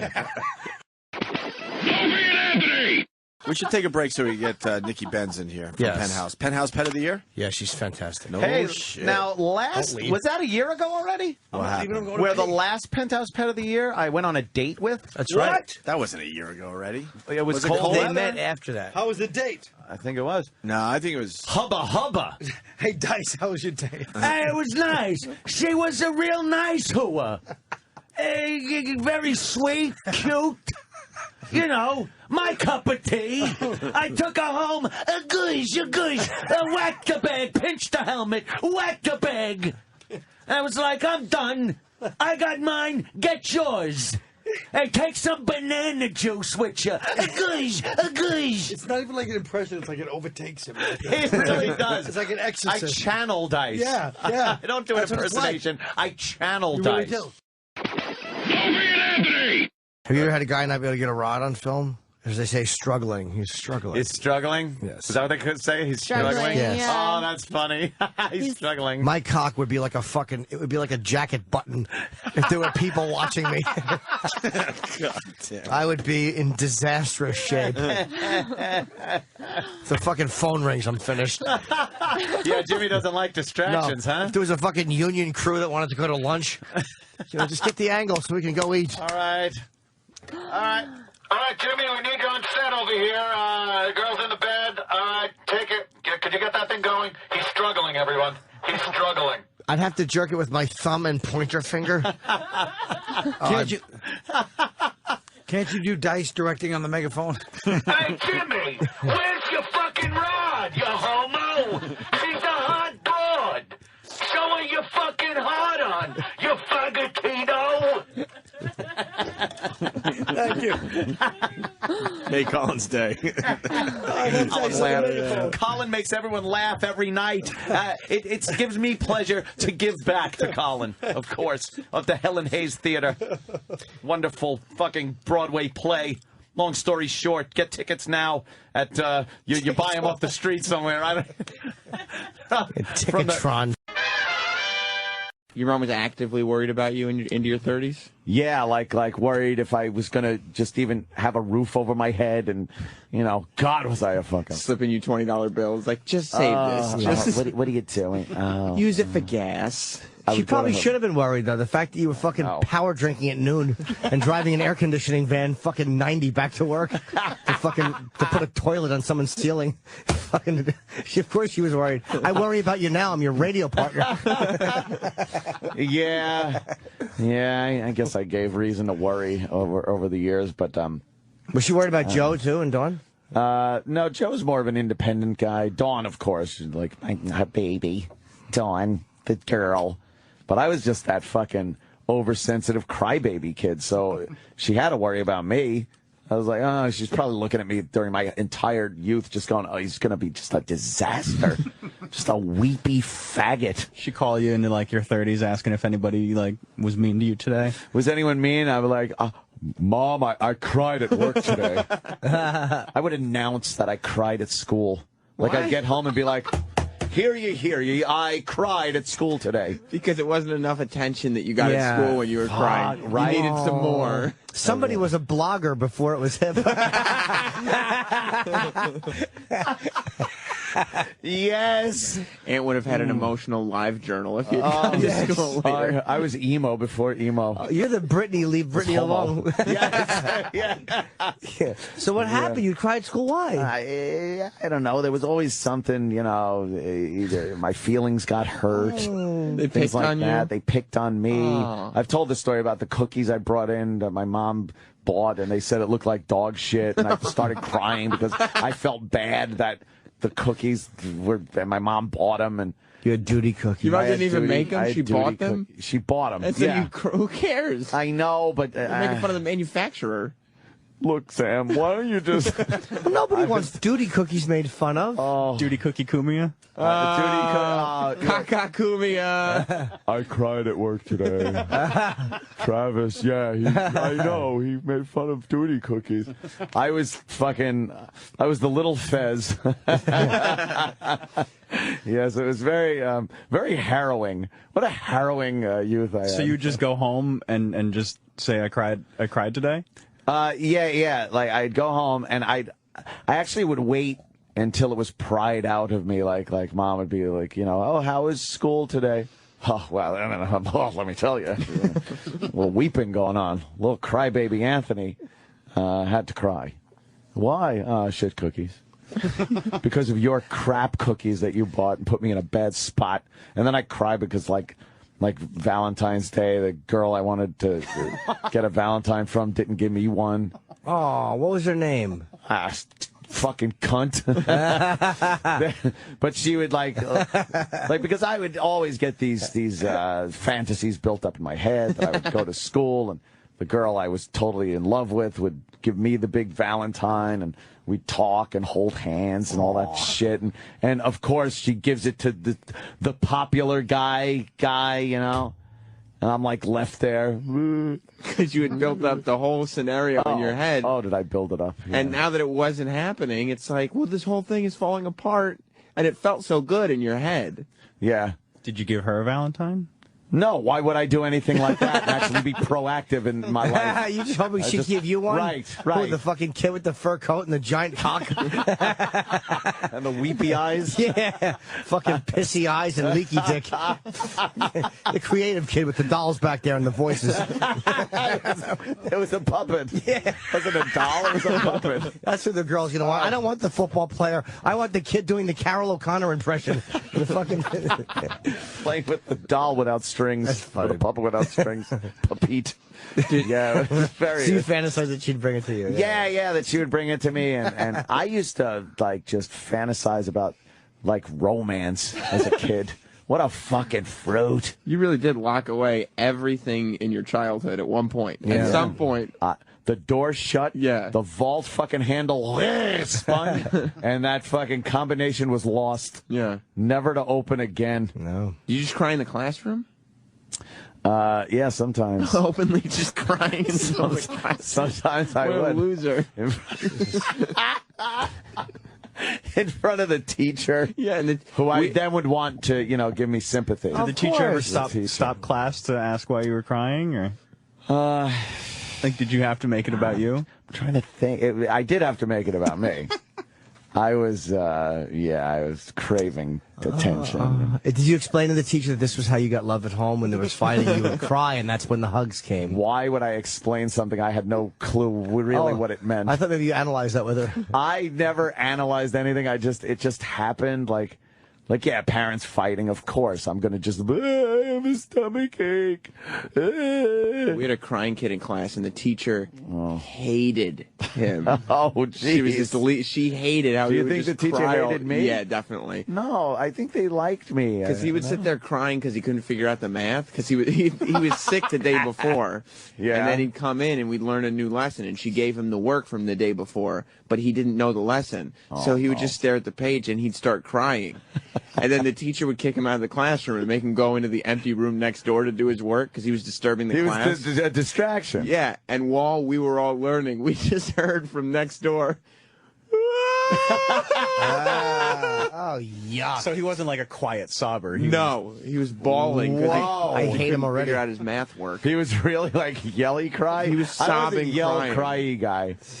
I was trying to, work out the sniffling and the sniffling, because it was really forcing Yeah. forcing it out to, get some kind of attention. You were like Caligula making the speech when Tiberius died. You had to put onion by your eye to get a little Yes, fucking 2 onion bags to get a little tears going. Whether it was an onion or just smelled like onions.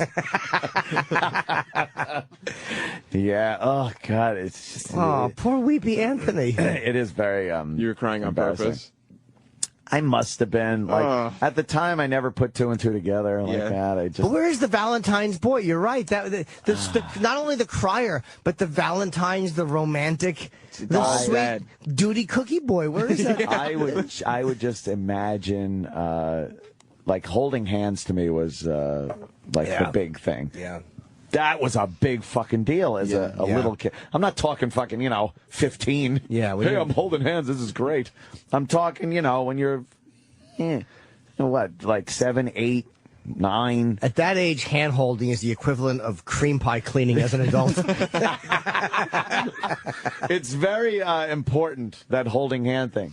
And, there was a very few circumstances that I actually got to hold a girl's hand. There was fire drill. Because you're crying all the time. Yeah, I was crying. Hands I was wiping my tears away. So I was crying a lot. Yeah. No, fire drills, you used to have to hold the girl's hand and walk out in double file kind of a thing. And then there was square dancing, which we had in gym class.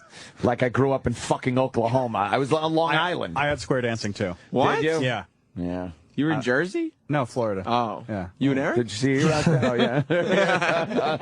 Take the boat to the square dancing. Eric just square dancing and cracking the hardwood floor. Yeah, you see him riding his boat with a fucking corncob pipe and a fucking square dancer's hat. Pretty cool, huh? Yeah, pretty cool. Swing your partner round and round. I never Grab that understood roast why beef we were and doing choke it down. Promenade your dinner. I wish I knew more square dancing. I know, right? Trying to figure out how to fit steak martini into a rhyme. Yeah.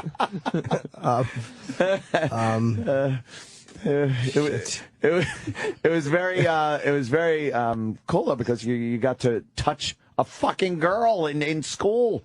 It was great. You do that thing where swing your partner wasn't that good. It's like Elbows. to lock arms and fucking do that. But there was that thing where she put her hand behind her back.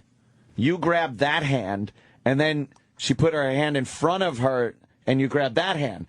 So you're like, and I think that was promenade or something. And you were like touching her hand. Your hand was on her belly. Mm-hmm. It was on the small of her back. You were fucking. That was fucking. Did you like that? Yes. and I just like, and then I thought about the girls I liked. And what that would be like with the girl I liked, and just holding hands, and I would imagine like long walks holding hands as a kid. I mean, as an 8-year-old, I'm imagining things that people do on fucking Christian Mingle. What a douche! No, you weren't. You were just fucking Michael Corleone in fucking Sicily courting a young lady. Yes, young other friends of mine with dart guns, little suction cup dart guns protecting us. From a vendetta. Yeah, she gets on her big wheel. She was going to drive the big wheel up to me, yes. Yes. But somebody put a firecracker in the wheel. A Tuesday, Sunday, Monday. Cry baby on Wednesday, Friday. A little fruit. She like hold her hand, like if you get the girl that you liked, would you hold your hand with hers for just like a second longer? Or try to make eye contact while you're holding hands? I would say this is more than just a dance. Yes, I would always try to make it more than it was. I was under the impression it was. She, not so much. No. Yeah, there was a girl that I really liked. It was the cousin of the girl that lived across the street from me. And she went to a whole nother school and everything. I maybe saw her once a month. And apparently, like I thought we were going out. Oh, what a dork. Yeah. Oh, she was very cute. Did she think you were going out? No. we would go, what kids do. You go to the stores, you walk around the stores and go just fucking didn't have any money to buy anything or go anywhere, so you just walked around the town and stuff. And I thought because we were walking around that we were going out. Right. When did you find out that you weren't? I guess when the girl across the street told me that she, wasn't coming anymore. I'm not gonna walk to the store with you anymore. Yeah, I thought she, and I'm like, well, why would she do not, if she called right now and I had a way, I would get to where she is, like 'cause we're going out. But then meanwhile, she wouldn't drop everything to come and see me. You're like, this has got to be reciprocal. This is a two-way street, honey. Love is a two-way street. Yeah. And I wasn't getting that back from her. Right. So, no more walks to the store. No more walks to the store. No more throwing stuff at Crazy John, the guy that used to push the shopping cart full of junk around behind the stores. And you'd throw things at him? Always just something romantic, like heaving rocks at Crazy John, at retarded gentlemen, heaving rocks at mentally disturbed older people. That's what you did with the girl? Yeah, we would throw things at him, but then we would talk to him also. Like, hey, Crazy John, what do you got in your basket today? Right. I got plastic bags. He used to love plastic bags. Why? And we would talk about that. I don't know. Oh, yeah. So it was kind of... It was one of those situations where I would always blow things up in my head. Just looking at Rich. Speaking of retarded people. Yes. Let's throw rocks at Rich. Do you like a backwards hat? When did the innocence die? That's good. When did I finally get a dose of reality? Yeah, like when was it like, this isn't working? Let me go through the years. 9, 10, 11, 12, 13, 13, You think 14. So? Around the virginity losing, and you realize it's not so special at all. Yeah, but I would still get completely head over heels infatuated with girls. Just sit up at the table, uncomfortable. Head up there, Rich, you dumb being so mother. shy. We're talking about, childhood girlfriends. Childhood girlfriends, early, like, how you felt and what a faggot I was. I was always crying in school. And I had a girl break up with me. Like, how old were you? I called this girl, I go, hey, how you doing? And she goes, I don't want to go out with you anymore. And I thought it was her sister. I go, put Kathy on the phone. She goes, no, this is Kathy. Oh. And she, I was fighting her breaking up with me.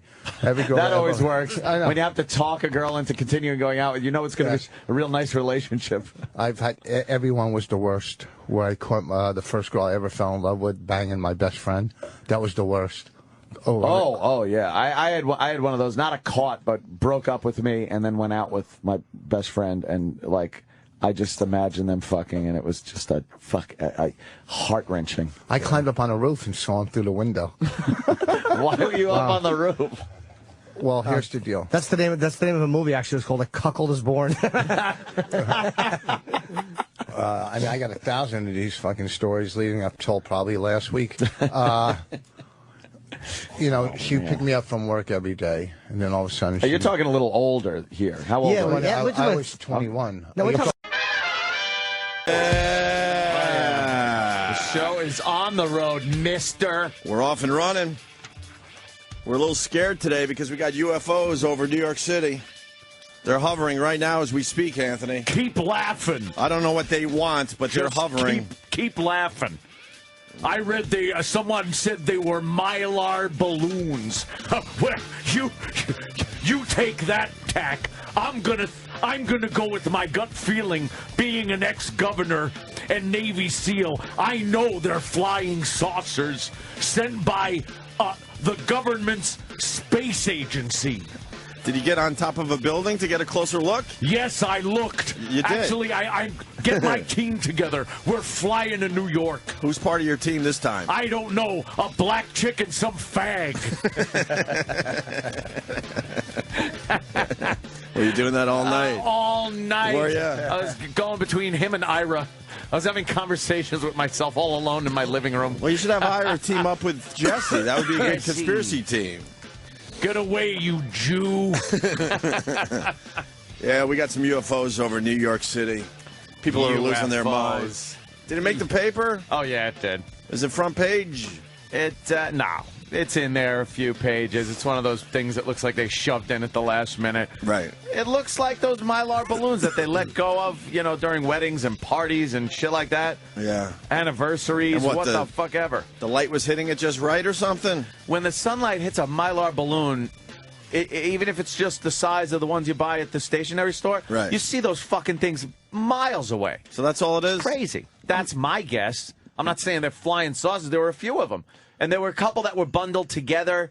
If you let go of a bunch of balloons, some of them stay together, some of them go apart. I saw balloons that were musical notes the other day. It was like, I just look up and these black musical notes were like floating in the sky. It's like, Nice. oh, that's kind of cool. Very nice. I don't know what it was for or anything, but I was like, well, that's a unique balloon. I've never seen that before. Yeah. And people let go of fucking balloons. Relax. No, that looks Nothing like happened. that looks like UFOs. I believed you until I saw the pictures. That's UFOs, my friend. They're finally here. There was one picture of it. Yeah, they're here. Over Midtown. It didn't look like balloons. It looked like a craft. No? But again, it might have just been that one angle. That I one think photo. it's one angle. And then there was the spacemen. Should they have been on the balloons? Have you ever seen the documentary Independence Day? Well, you laugh. That is actual fact. It happened. I was a former governor. I know. What about the Navy SEAL Shut thing? up, Jimmy. Thank you for your service. What about the Navy SEAL thing? I was a Navy SEAL. Yeah, but this is in the air. I was privy This to is in that. the air. I tried to swim up to them. It's very hard. Even though air is a fluid, it's hard to swim in it. He's an ass. Wouldn't the Air Force check it out? And maybe they did. And Yeah, unless they're in on it. They probably, Hello? Jesse, they checked it out. The Air Force checked it out. You're gonna buy the government line on this one? I sure What's am. wrong with I you? sure am. Balloons? What's more plausible? That someone let go some Mylar balloons that flittered in the sun? Or we're being invaded by UFOs? What's more feasible to you? I know it is to me. I was on the inside. I was a fighter, a former governor, a Navy SEAL, and a balloon expert for about 3 months. What do you mean a balloon expert? I filled him with helium. Yeah? Yeah, wrestling was a little slow. Vince McMahon set me off for a while. But I believe my newspapers. It says Manhattan spark UFO frenzy. Exactly. You believe the newspapers? Well, come on now. Did you serve in the service? No. Then you don't know about the newspapers. Yeah, I just confused you. End of story. Just completely blew apart your argument, didn't I? No, I blew apart yours. I agreed with you. Well, you could say that, but I'm bigger and can beat you up, so I win. You are a bully. Thanks, tough guy. You're a cyber bully. Why don't you shut up, Jimmy? I don't want to get into it again with you. Make me look stupid again. I agreed with you. I said Manhattan spark UFO frenzy. I'm saying they are UFOs. Well, they're balloons, dummy. Oh. What? You say they're UFOs, I say they're balloons. So your whole thing is you don't want say they're balloons, I say they're UFOs. Oh, so your thing is you don't want to agree with anyone ever. It's the only way my show continues. If I disagree with the logical or everyone else. So as soon as you agree with somebody, then your show's over. Off the air. Got it. Exactly. They are our flying cars. So are they UFOs or not? Exactly. Are they? Yes. I say yes then. No, balloons. Then I say no. UFOs. Who's on first? Exactly. Who was on second, though? It was a conspiracy by the little fat man with the dead kid in the pool. Who's working with you these days? The Blue Meanie? Who do you got? Gold Dust? Ivan Putski? Who's out of work that you're I actually hiring? like the Ultimate Warrior. The Ultimate Warrior's on your He's team? the only one that makes any sense. Warrior says. Warrior. And he's a UFO expert. Or a balloon expert, depending on how you're looking at this. Maybe the Warrior let these balloons loose over Manhattan. Former governor. And they won't let me in. I don't understand. I tried to get into the core of a nuclear power plant. They wouldn't let me. I'm a former governor. Why won't they let you into these places? Something about immense doses of radiation. I said, I can't lose any more hair. They were just trying to protect you, sir. No, if that's what you want to believe. That's what they were doing. To protect me from what? Radiation. No, Yes. there's no radiation. They're having secret meetings in there. Politicians. I was on the inside. I was a governor, a fighter. I was, what else was I? A Navy SEAL. A Navy SEAL, a balloon blower upper, and a nuclear engineer. But I always wanted to be a beat cop. Really? Why? Yes. Well, I was lost one day, and they gave me an ice cream cone and a hat turned sideways.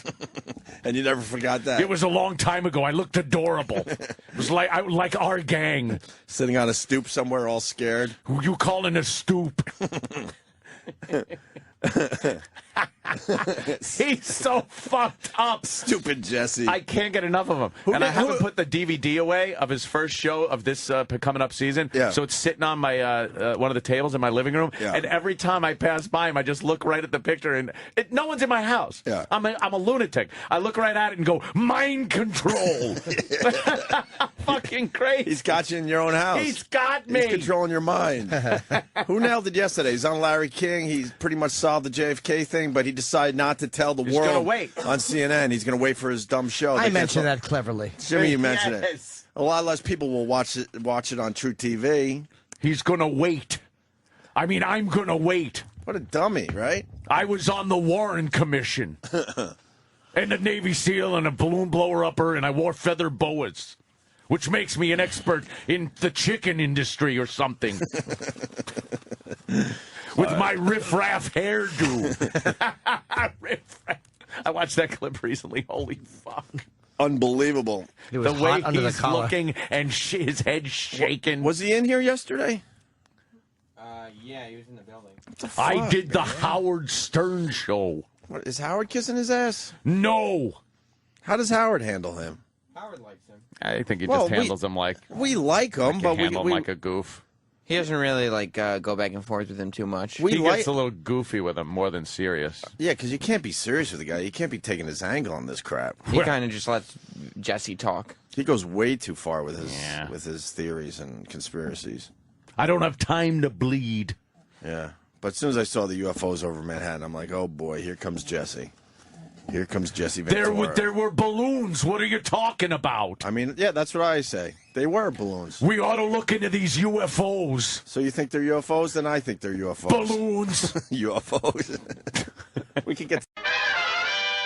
Hey, we got Sam in studio because, of course, we got a new Angry Vince clip. Yeah.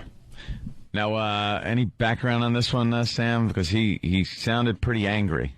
Yeah, well, basically, he was talking to Shawn Michaels, who's a born-again Christian, and Shawn Michaels is getting another shot against Randy Orton for the WWF title. Is he a real Survivor born-again Series. Christian or a Yeah. wrestling one? Okay. No, he's a legitimate, because he went and had really? a family. And Believe anything. well,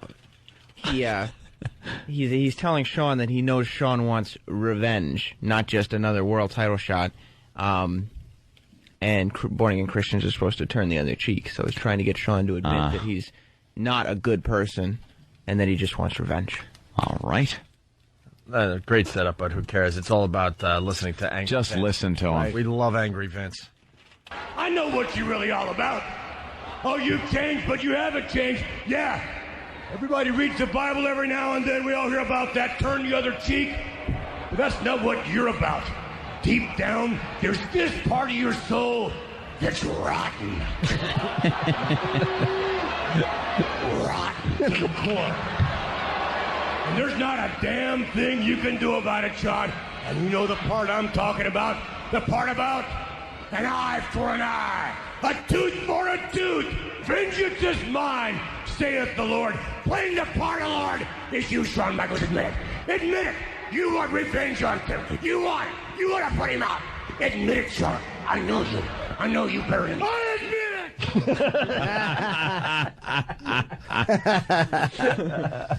it. So he's getting on the religious guy or something? Yeah, Is that the gist of it? Yeah. He's getting much. Let me tell you something.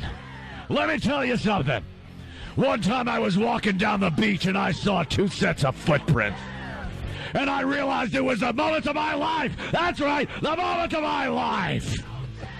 And then during the most difficult parts of my life, I noticed there was only 1 set of footprints. That's right, 1 set of footprints. Just 1 set. And I said, Jesus, why during the toughest times of my life did you abandon me?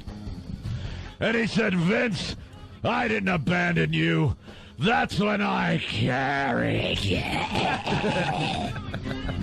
I said, carried me? Why did you just help me? I could have walked myself. I don't need your help, Jesus Christ. Yeah, but if he could carry you. I told him, Christ, you're fine. Then he reminded me I couldn't fire him. No. You're not that big, Vince. No. Hey, Vince, I wish that limo gag would have worked out. I was blown up in a limo, blown up dead. And then I had to come back to life because some lunatic kills his family. I mean, it would have made a great storyline if it wasn't true. But he did. He actually wrote that 2 weeks prior to the murders. I was blown up in a limousine, and some rubes like Sam bought it. You bought it, didn't you, Sam? I admit it. Yes, you admit it. Hey, Vince, are you willing to accept Jesus Christ into your life? Accept Jesus Christ? Into your life, sir. I came back 3 days later from a blown-up car like Jesus. I am Jesus Christ. I'm the Lord. I'm the Lord. That's right. Confession? I think you need to. Why do I have to confess to the likes of you? You've done some awful things in your life, sir. Awful things? You might need to confess. You're fired. You can't fire me. I don't wrestle. Oh, you want a job? Because after I hire you, you're... Did you see The Passion of the Christ, sir? Don't even know what I'm saying. The Passion of the Christ? Yeah, he got a beating. I would have liked to see Jesus in a ladder match. He could take a beating. It would have been good with Mankind. And have bloodied the ring up. Mankind and Jesus. And a no holds barred. No holds barred. Maybe a cage match. That's right, Jesus. You're going in a cage match. And you do it. Only in a loincloth or you're... You're fine. I think Jesus is too busy. He can't wrestle for you, sir. And don't think for one moment you're throwing that crown of thorns in someone's eyes. That's illegal. The refs are gonna... How about a hanging on a cross match? A hanging on a cross match. Yeah, but then he'll just resurrect himself 3 days later and rip me off because that's what I did. Do you remember when my limo blew up? That was big news. Big news! Until a steroid-head idiot had to kill his family. What? If he wasn't dead, he'd be fine. You know, there's news coming out about that. He had severe brain damage there, and he was still wrestling. So. That's right. Well, half my staff has severe brain damage. And they don't go killing their families, or they'll be fine.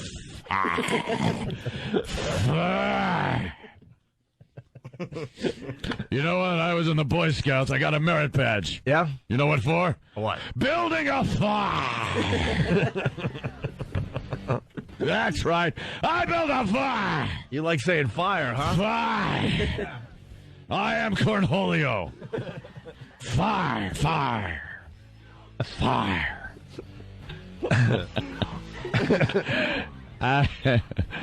How about Angry Vince goes away for a minute so Angry Anthony can talk for the next week? Well, let's say hi to Christina from Long Island. Christina! What's up? Hey. How are you? I hear you're a born-again Christian. You want to talk Born again? What went wrong the first time? You should tell your mother she's fired. That's right. She's good enough the first time if you got to be born again. How does that work? What do you get put back? That's it. I want you and one of our hot chicks in a uterus match.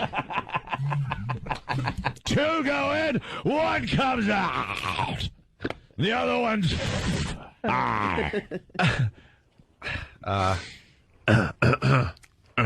yeah. Angry Vince? Yeah. Yeah. That's right. Get on your hands and knees and repent. That's it. Repent like a dog. I said on your knees, repent for your sins. Christina. That's right. You're a born-again Christian? What happened to you? You genuflect. Come on, genuflect. What the hell? didn't know you knew so much about born-again Christians there. Name of the Father, Son, and the Holy God. Sounds like some great wrestling names, huh? You better accept Jesus, or you're gonna burn in a fiery pit of fire. That's right, a lake of fire. Chris, I can't wait to talk about this at Bible study tonight. It's gonna be great. Bible study? You know what you do? I'm not even kidding. You take that book and you make like you're preaching in the ring. And then you take the Holy Bible and you smash it over your opponent's head. That's right, smash the Holy Book over his head. And then pick up a church pew and hit him in the back with it. Screw the chair, I want a whole church pew. You do it or you're wrong. Violence doesn't work with religion, though. Violence works everywhere. Yeah. That's right. Anthony's going to be out for the next couple of days with a sore throat. Let's go to Wayne in Syracuse. Wayne, what's up, buddy? Oh, man, this Vince McMahon bit is great. I just wanted you guys to know you're really awesome, man. Yeah, we're awesome. You know who's even more awesome? God! Our God is an awesome God. Vince, is it true that you're trying to like sign Jesus and Muhammad to like a cage match or something? A cage match? Could you imagine that? Jesus and Muhammad. That's right. Get in there and kick some ass. No suicide bombing, though. I want a straight-ahead fight. No trickery. No trickery. I don't want Jesus bringing in any nails and throwing them at him either. Or you.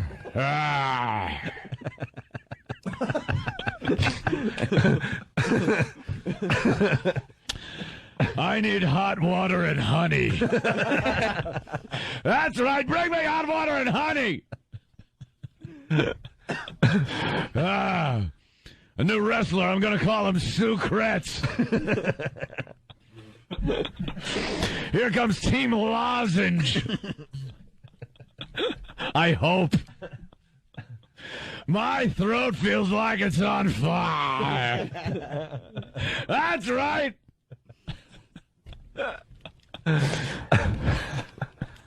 Thank you, E-Rock. What, you're saving these for dinner? Brought me some cough drops. Well, we're very privileged to have Angry Vince.